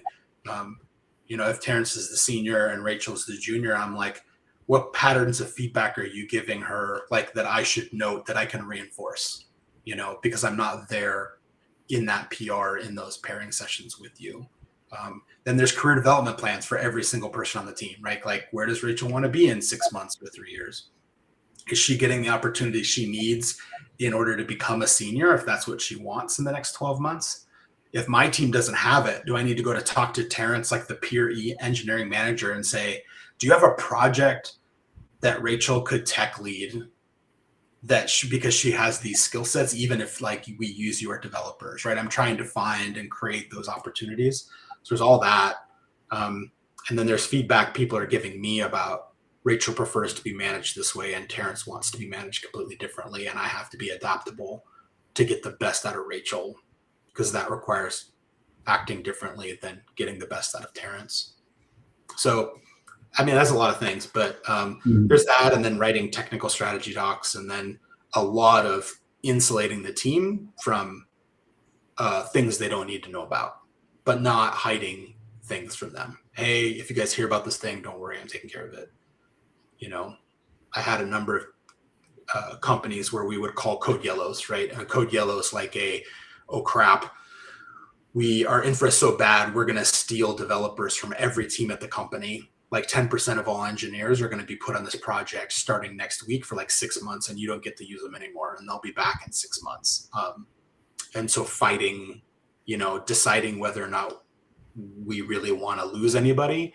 I might be in a lot of meetings pushing back on my boss, saying that's the dumbest idea I've ever heard. Like, unless you were willing to write an email to my director, my VP, saying we're killing this project, I can't lose any of these people. So I'll try and keep it PG-13 here, but like, you can be a crap funnel or you can be a crap umbrella as a manager, right? You want to be a crap umbrella. Like, don't be a crap funnel. So that's an over answer, but like, there's that stuff that takes a long time. At my last job, I had 14 meetings back to back every Thursday. So you're right that we do have a lot of meetings. Yeah. Yeah, I personally see like my manager, he's in meetings like almost all day, like nonstop. Yeah. If you can see the meetings, then like, I encourage you to like spy on your manager's calendar if they've given you like visibility to see what those meetings are, because it helps you understand. If you see larger blocks than an hour booked like on your boss's calendar and they have it set to private, sometimes it's just focus time so they can go get something done. Because a lot of times their work is so interrupt driven. Raja comes to me and he's like, I'm freaking out. I'm afraid I'm going to get fired. I just made a really big mistake. I kind of need to drop what I'm doing and like go talk to Raja right now, right? It doesn't really matter what I was planning to do. Or Raja's like, I got a competing offer from another company. I'm thinking about taking it. Like, that's kind of the most important thing, unless there's some Sev1 incident that I need to be involved with. So I'm often like moving meetings during the day and during the week as well to sort of prioritize what's most important to work on. Does that answer your question? Oh yeah, most definitely. Yeah. Okay. So Rachel, Raja, and Terrence, like, from y'all's experience, then on the other hand, like what are some of the good experiences you've had with managers, and what are some of the bad experiences? Like, what makes a good manager and what makes a bad manager in y'all's mind?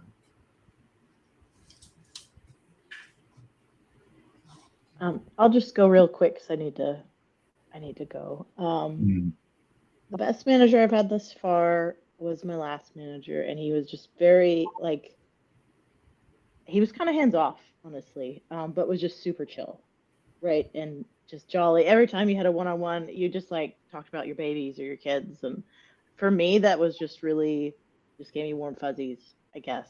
I think that's because the manager I had before, it was like pulling teeth to like have a conversation with him, right? So like just that personableness really made a difference.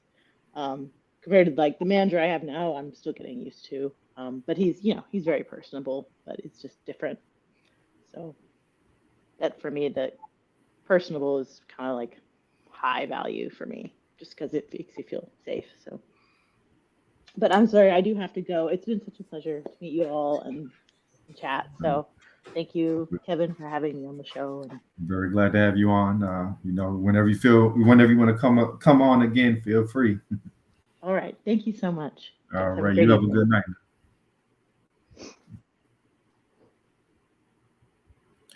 So yeah, well, Roger and Terrence, what about y'all? I would say don't micromanage me. I hate that one thing. Like, do not be behind me asking me like, is this done? Is this done? Is this done? Like, I hate it. Like leave me alone. Trust me to do something, and I'll get it back to you. Even if I have to like do it off time, I'll get it to you. Like, that's just me personally. Like, I don't like somebody who micromanages me. But I I would say the same trust that he gives, like he puts in me, I I put the same trust back into my manager too. If I have a problem, I trust my manager to be like, hey, to solve that. And yeah, I think what Rachel said to like be personable, like don't be too how should I say this, like too bossy, I guess. Don't be someone who's like, oh, you're like, you're like my underling, like don't talk to me this way or don't talk to Mhm. me that way. You need to be all professional while talking to me. Like if I say shit by mistake, it's like, oh, everything is done now. So I would say that, just be open, like just you're a human being too. That's what I would say to my manager. Like if my manager is a human being, I'm a human being, let's just talk to each other normally.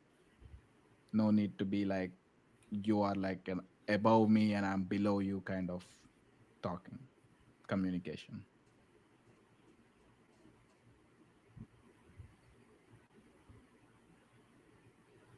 Oh, You're Terrence, I think muted. y'all mute. We can't hear you.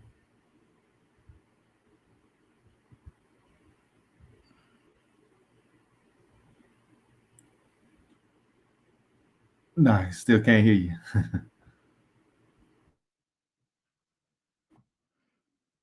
If you have Blue Cross Blue Shield Texas, you get Hinge Health for free. Did you know that? Didn't. I had Hinge Health, never opted for it, but I still have it. I guess it's free. The insurance pays for it. Oh, nice.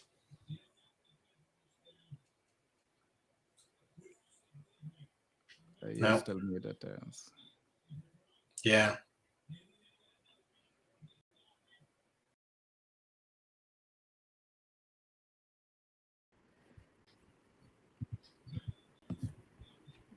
Okay, I think All that's right. just Melon app acting weird. Okay, we can hear you now. Okay. All right. I'm out of the phantom zone. All right. So as I was saying, like, have I had a bad manager? I don't.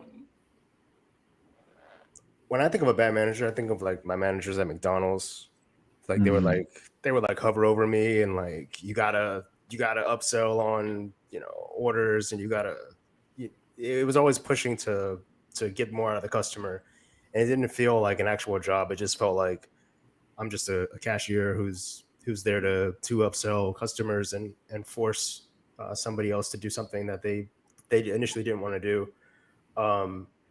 And being in the position that I am in, I don't really consider myself like a manager or a leader per se. I'm just a part of. I'm just a piece of a team essentially. Like I'm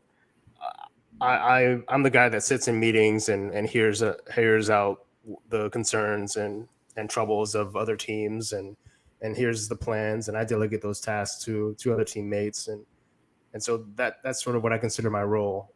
I don't like to consider my role as somebody who okay, you go do this, and you're going to be the backend guy on this task, and you're going to take these tasks, and you're going to take these tickets, and I'm going to write these tickets for you, and how come that's not done? Because I've been in that position. So I like Roger was saying, like it comes down to trust. Like I trust my teammates that they'll get what they say done in a timely manner, because I know if I was in that position, I wouldn't want somebody breathing down my neck trying to force me to get output and code out, as fast as possible. Like there was definitely a time where like I wouldn't say we missed a deadline, but it was like, hey, we have to push this back. Like it's not ready to go live yet. And those things happen. And, so we were discussing earlier, like having that emotional intelligence to be able to say like to talk to a non-technical person and be like, hey, we're still running into some problems. We need to push this back by like a week or two. I hope you're okay with that. Instead of, dumping a bunch of knowledge, like, hey, the API is down. We can't test because of QA and XYZ and ABC, because they're not going to understand. They just want to know, like, is it going to be delivered or not? So having that social intelligence to be able to discuss non-technical problems is really cool, really good. As a manager. So to sort of answer the question, like I feel like not being that bossy type of manager works more effectively than being the bossy type of manager, because nobody wants you might get results, but it's not going to last that long. Like that type of fire is not going to last long. You're going to burn people out. They're going to not want to be around you. They're going to dread coming into work. They're going to dread like talking to you, even if you were to suddenly switch it up and like talk to them as a normal person. Like, okay, hey, crunch time is over. I can talk to you like a person now. What are you doing this weekend? It's like, dude, you just grilled me for the past 3 weeks or 4 weeks or whatever. Like, like I'm not in the mood to have a conversation with you about the LA Rams game. Like I'm I want to leave. Like I want to be in my own space. So, I try to keep, for lack of better words, like I try to keep the fire at a good medium, like heat, and just sort of make sure that everybody's, everybody's comfortable. Like there's a guy that we've never met before, but he's from San Jose and he's down here in LA, and he's like, hey, we should go get KBBQ. It's like, okay, yeah, sure, let's go grab something to eat. Like, when are you free? And we haven't decided on a date yet, but I feel like in the 4 months or whatever that we've worked together, we've sort of gotten to the point where it's like, hey, I work with this guy. He seems pretty cool. Let's meet. Let's go have lunch, or let's go hang out. And yeah, I think that's what it's about. Even though you're working remotely, like you should still treat the people that you're working with as people and not as like pawns in a game of chess. So oh yeah, go ahead. No, that's it. That's it. I have an analogy, but that's good for both relationships in general and also in like for manager. I guess it's like it's not a you versus me problem. It's like us versus the problem. Yep. That kind of thinking helps a lot in teams, like between like developers, senior dev, junior devs, because most of the times like somebody is looking to blame somebody. Yeah. If your manager is blaming you, then he is a pretty bad manager. Like you never blame somebody. It's just that, okay, there's a problem. Now how do we fix it? Who do we call? Who do we talk to fix the problem?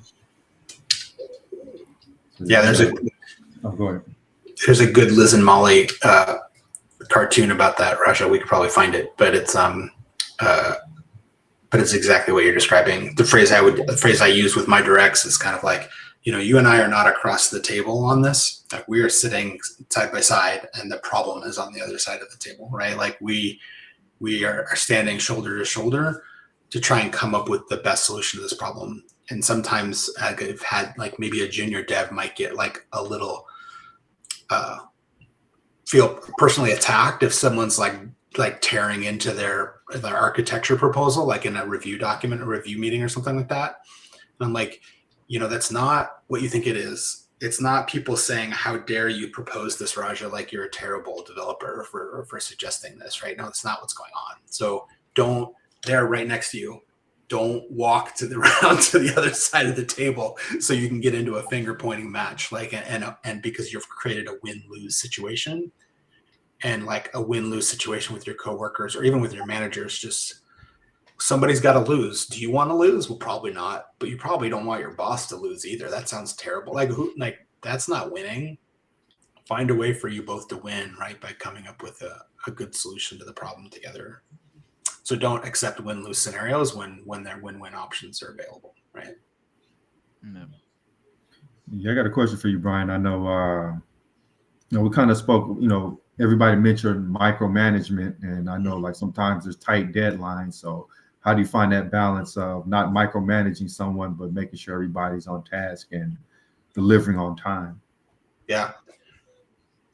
So I'm pretty hands-off too, like as a manager. And so I nominated like basically a tech lead for every project. Like I just don't see any value in me being that tech lead for most of those projects. Like I can help guide by asking questions, or I can give a lot of feedback in the form of a question that will help Raja get to the right answer, or help Terrence get to the right answer without having to say, Terrence, that's a terrible idea. I don't need to say that. I could say, I don't see how that's going to work. Like with the rate requests we're projecting. We're projecting 3 million requests a minute. Like, how do you see this working at that rate, right? And then Terrence thinks about it and he's like, oh, that's not going to work. You're right. I was like, I'm not right. I just asked the question. What are you talking about? Right. So, or if it's with Raja, I'm like, have you talked with security about this? And my feedback is like, there's no way this is going to fly with security, but I can ask the question and I can let Raja come to that conclusion. But that doesn't feel like micromanaging, right? That's just asking questions to gain information, but it's a nudge. So, but when it comes to a deadline, there's a tech lead responsible for hitting that date. And so that's the person I turn to and be like, hey, it's 2 weeks away and we're only a third done with the work. And it took 3 weeks to get the first third of the work done. We're not trending to doneness here.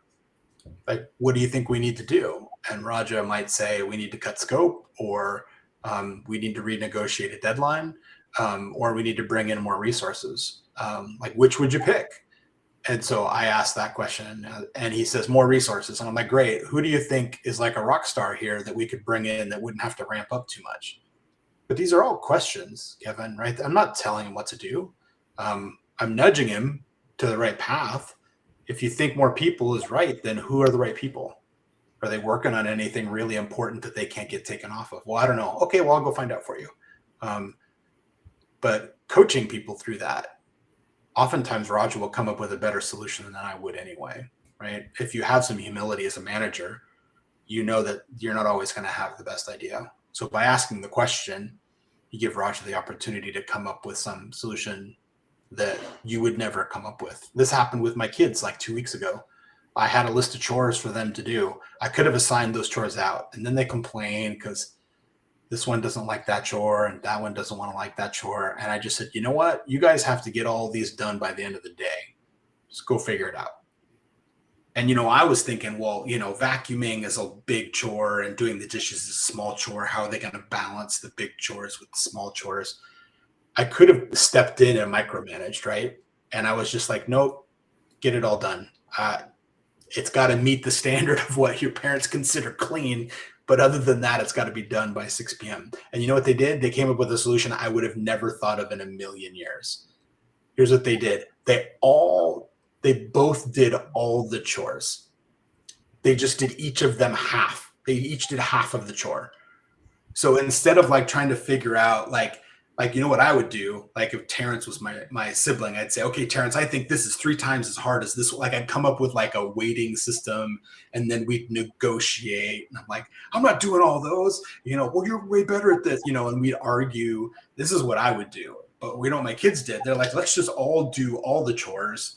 We each just do the first half and then you do the second half. And then everybody's doing an equal amount of work. I would have never come up with that idea. But because I didn't prescribe a solution or micromanage them, they came up with something. Do I care how it gets done? I don't care. Like I just wanted them to be done. but I would have never proposed that idea. So I think people can surprise you. Like to Raja's point, if I give Raja a list of 10 things, like if I give him a list, like go build this cake, anyone's intelligence drops in half, right? Because they're in like execution mode, because they're not thinking anymore. But if I say, Raja, we need to make a cake, and I start asking him questions and I give him that autonomy, then people can surprise you. They're a lot more capable, I think, than we give people credit for. Even when it comes to deadlines. Hey, that deadline's coming up. You think you're going to hit that deadline? No. What's your confidence you won't hit the deadline? 8. That's pretty confident. It's pretty important. What do you think we should do? You just keep nudging. Yeah, I don't know. Yeah, that was good, man. I know, like I've seen like some of my managers, like they have higher ups, VPs or whatever, who kind of crazy. They do all the yelling and screaming and all of that stuff.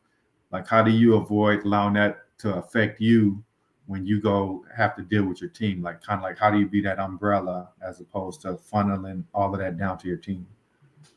Yeah, I mean, that's one of the things you have to deal with as a manager. It's like you're going to get pressure from above. You can ask those leaders some questions. You can give them feedback in the form of a question, just like you do with your direct reports. So let's say, Kevin, you're my VP, right? So Kevin, you want this on Friday. It's not ready by Friday. Do you want me to ship what we've got and create a Sev1 incident? Because if we do, we're going to lose like $30 million. I don't think you want that. So that's not an option. There's a physics problem, right? Like we literally have more work that can fit. I don't care if you put 20 people on this, it's not going to happen. So that's not an option that's on the table. I can talk to you about what options are on the table. So what would you rather do? Is it really important because of some press release that we ship something on the day we said we would ship something? Like maybe we can ship like a reduced functionality. Or is it like some internal deadline that doesn't matter? We can push this thing, VPs won't be happy, but are they going to remember a year from now that we slipped like by a week? If the answer is no, you slipped by a week. Come on. Like people will never remember that you slipped if you give them a great experience, right? They will always remember if you hit your deadline and you give them a terrible experience. You think they're going to remember that you hit the deadline? No, they're going to remember that you delivered a terrible experience to them. Like, which is more important, right? And sometimes the date is more important. There's like a legal requirement that you ship something. You're going to get fined $1 million a day until you fix this problem. Okay, we're shipping a reduced functionality so that the auditors can come in and verify we did our work. But if it's anything else that's customer facing, right? That's where you just have to have the sort of like the heart to heart with the leadership and say, look, I know this is not what you wanted. I'm writing up an RCA to describe, why it is we got in this situation and what we've learned from it and the things we're going to close to make sure it's less likely to happen in the future. But that's where we're at. So here are the options. Let's talk about what's available. Let's not talk about what's not available. I don't know. Does that answer your question? Oh yeah.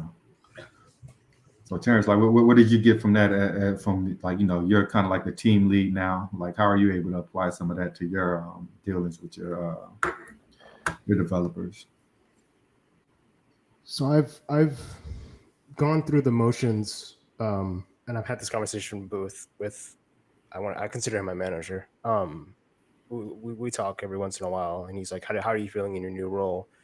And at first I was like, I don't know. I feel like I've kind of just been like tossed into this role, and I don't know what I'm doing. It's like, you push me into 8 feet of water, and I tell you, I can swim in 3 feet. And you say, all right, cool, that's good enough. Push him into 8, and then see how he does. And he basically told me, like, if we miss a deadline or, if it's not mission critical, it's fine. But don't wait until last minute to speak up. And don't wait till the day of to say, hey, by the way, we're going to need this, or, we're not ready yet. So for me, a lot of it has come down to being a lot more social and I tell this to a lot of people, it's like my job is to be way more social than I've ever been as a developer, right? As a developer, it's like you get a ticket, you work on the tickets, you have stand up in the morning or afternoon or evening or whatever, and then you might have a call every once in a while, but your social skills aren't as sharp, I think, as your coding skills. You're getting paid to sort of be the developer and be smart and solve these problems technically. And yes, you should be able to discuss those problems, right? But when it comes to like a managerial position, like the skill set is more so social than it is anything else. And the being able to articulate your ideas and not go on tangents, because the time is so brief. It's like 30 minutes and there's 6 people that has to speak or give updates on something, or maybe even more. I've been on calls where there's like 50 some odd people, and like I try not to look at the number, right? Because I know like there's a bunch of people listening, right? But it's like in reality, there's a lot of people that are listening, and there's a lot of teams that are all affected by the work that you do. And I think as a developer slash manager, being able to discuss and socialize with non-technical people, that's sort of what I've been working on most of all these past couple months, is really just sitting down, discussing technical problems with people and trying to come up with solutions, and discussing those solutions with non-technical people has been my biggest challenge, where it's like, hey, we're going to build out this app.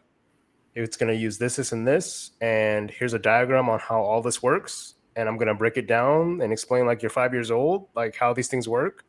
And like seeing that aha moment or hearing that aha moment from non-technical people, like that's what feels good. And constantly, like, what do they say? Measure twice, cut once. It's like I'm measuring twice every single day to make sure that we're on track with tasks. And yeah, it's been an interesting ride so far. And how about you, Roger? Like, how do you give your manager confidence that if he's laid back and kind of gives you free reign, how do you give him confidence that you're staying on track and, you're not, going to make him look like a fool or whatever? I would say, my manager sometimes does reach out to me if like we do have the daily stand-ups where I like update them what's happening.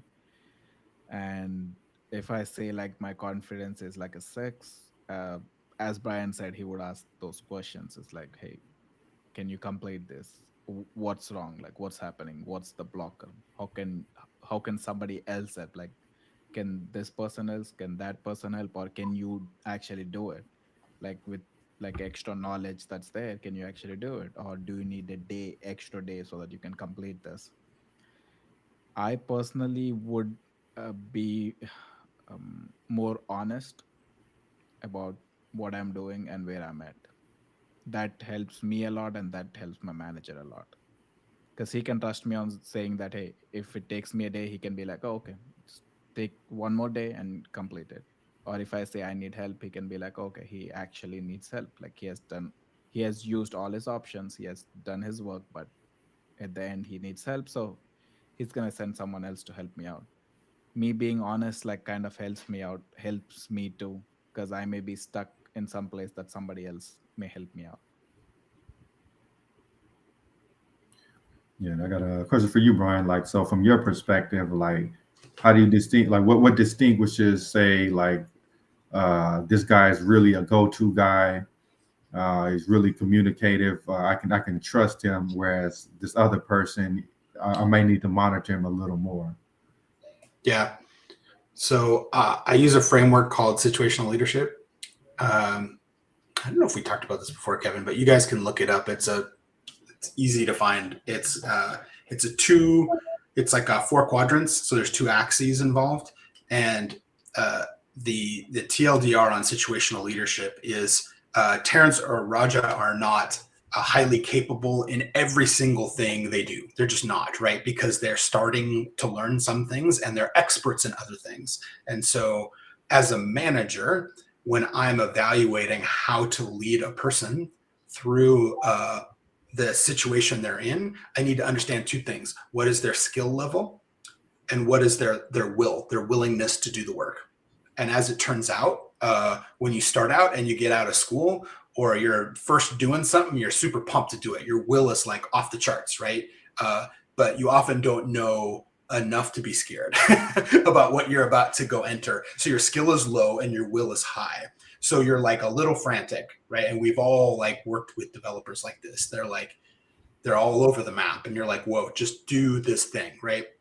Those people need to be directed. So when Raja describes a micromanager, it's oftentimes because that manager is incorrectly assumed that you don't have the skill to do the work. And so they're trying to be very prescriptive. They're trying to hand you a recipe that says, here is what you need to bake this cake. Here are the ingredients. I've put them in the kitchen. I want you to get through the first 3 steps and then provide me a status update this afternoon. And I'm going to watch over your shoulder so you don't burn down the kitchen while you make this cake, because your skill level they feel is low and your will is high, and you might go too fast. So that's like quadrant 1. Quadrant 2 is you've now learned enough that you're almost in imposter syndrome, right? Like your will is actually lower. Like, man, I don't know if I can do this. Like, this is really hard. I didn't think leading people was going to be like this, but you have some skill.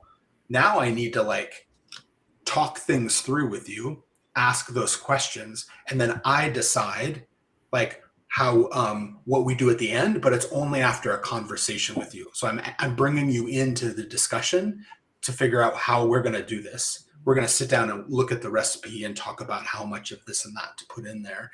But ultimately I decide, and then I give it to you. And then I ask you for an update at the end of the day. So I'm giving you a little more time, like more guardrails. And then you get to a point where you have pretty good amount of skill, but your will is variable. Kind of depends on whether or not you're having a good week or whether you're stuck on a bug or something. And at that point, it's like, I need to give you more support. We have a conversation, but you decide. Like, it's your decision now. This is when you start tech leading like a situation.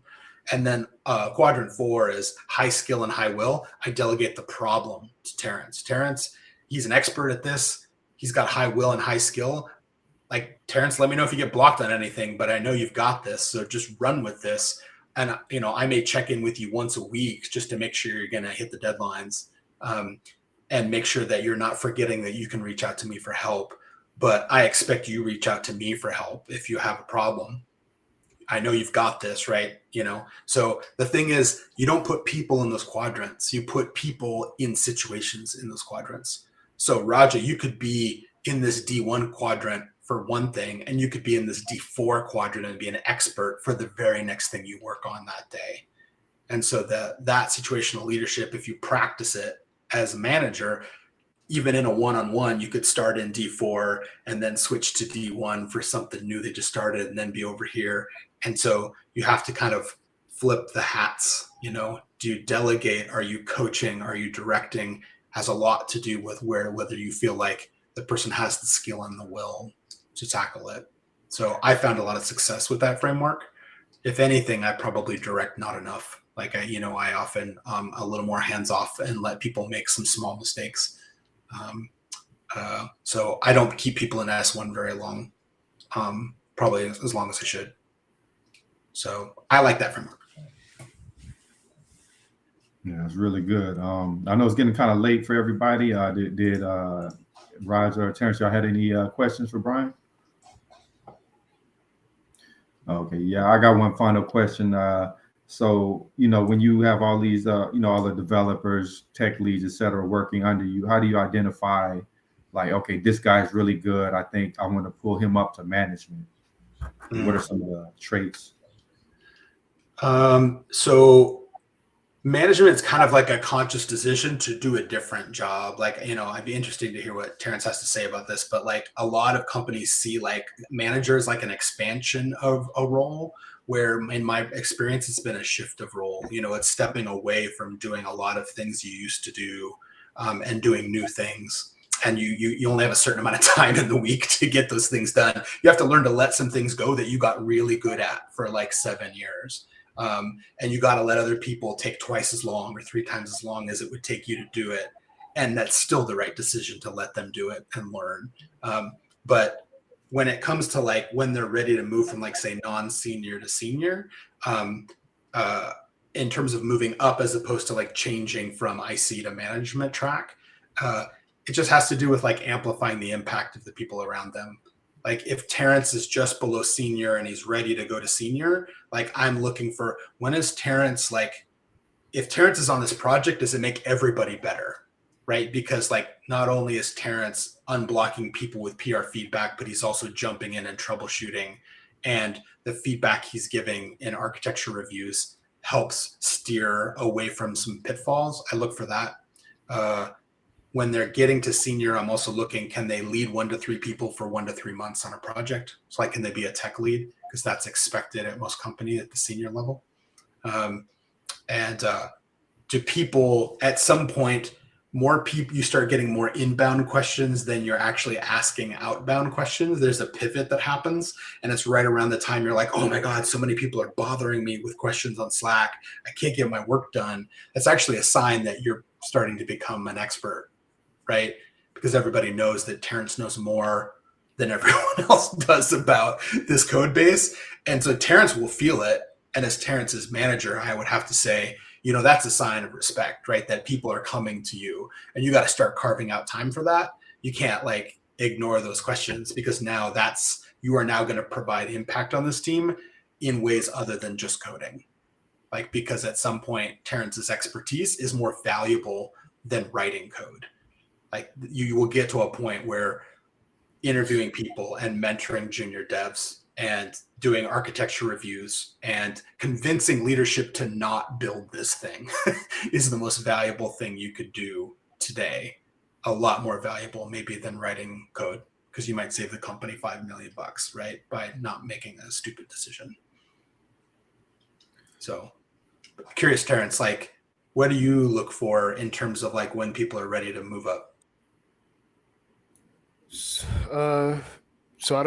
I'll be honest, I haven't made that decision yet. Like I haven't been on those decision-making calls or meetings yet.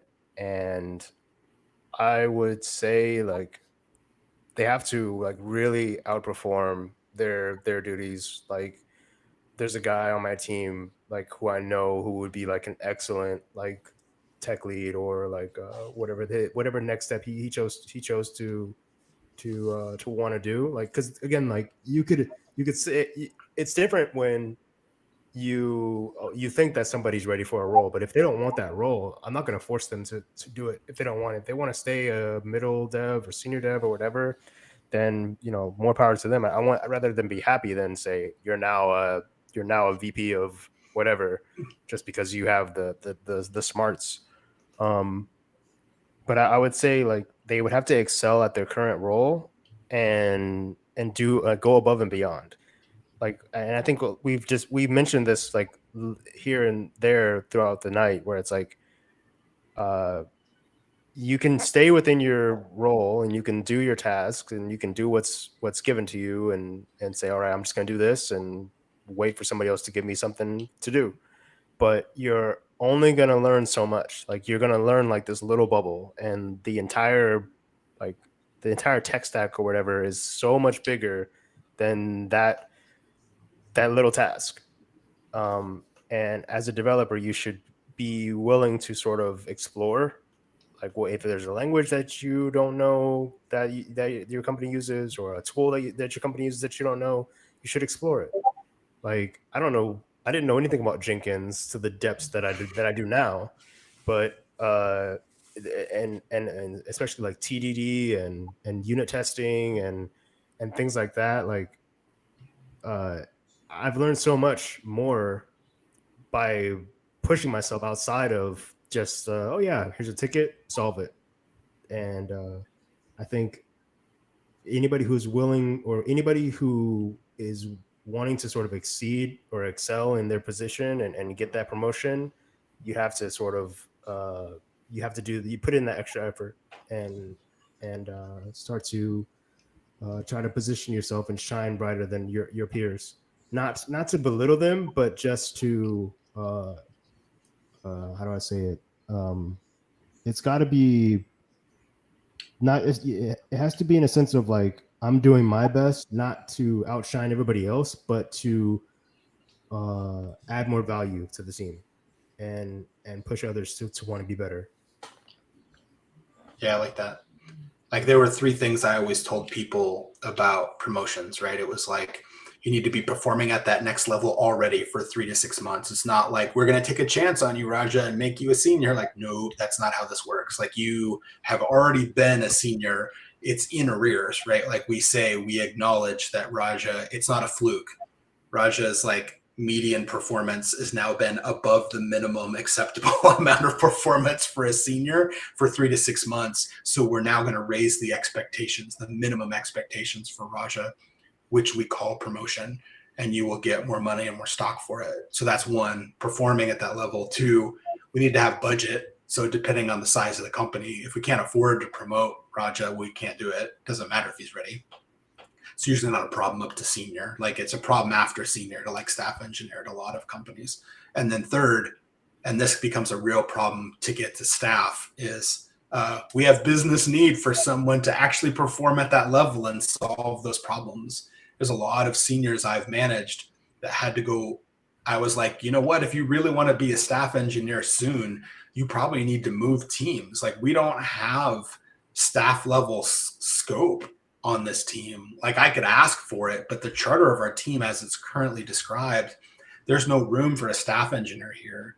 I could fight to go get more charter, but that's not going to happen overnight, right? I would have to take it from someone else, or we would have to all be willing to do more work because we can't hire more people. So like that battleship's not going to turn. Like this team over here, they have charter for like 1 or 2 staff level engineers, and they don't have 2 staff engineers right now. If you really want to make this your goal for 2023, we should talk about whether or not it makes sense to like plan out a transition for you to move to that team, because you're just going to be unhappy. Like you could be performing at that level and we have the budget and you could still not get promoted on my team, which is a hard conversation to have with somebody, that you got to move, you got to leave if you really want to like grow. But that's true at some point for every person, right? It's just at certain levels, it's more difficult than others. Did anybody else have any closing comments? Yeah, I think it's a good one to end it on, man. I appreciate y'all coming back, man. We definitely got to do this a lot more often. It's like so many useful insights. Happy Friday, everybody. Happy Friday. Happy Friday. We'll catch everybody next time. Peace. Peace.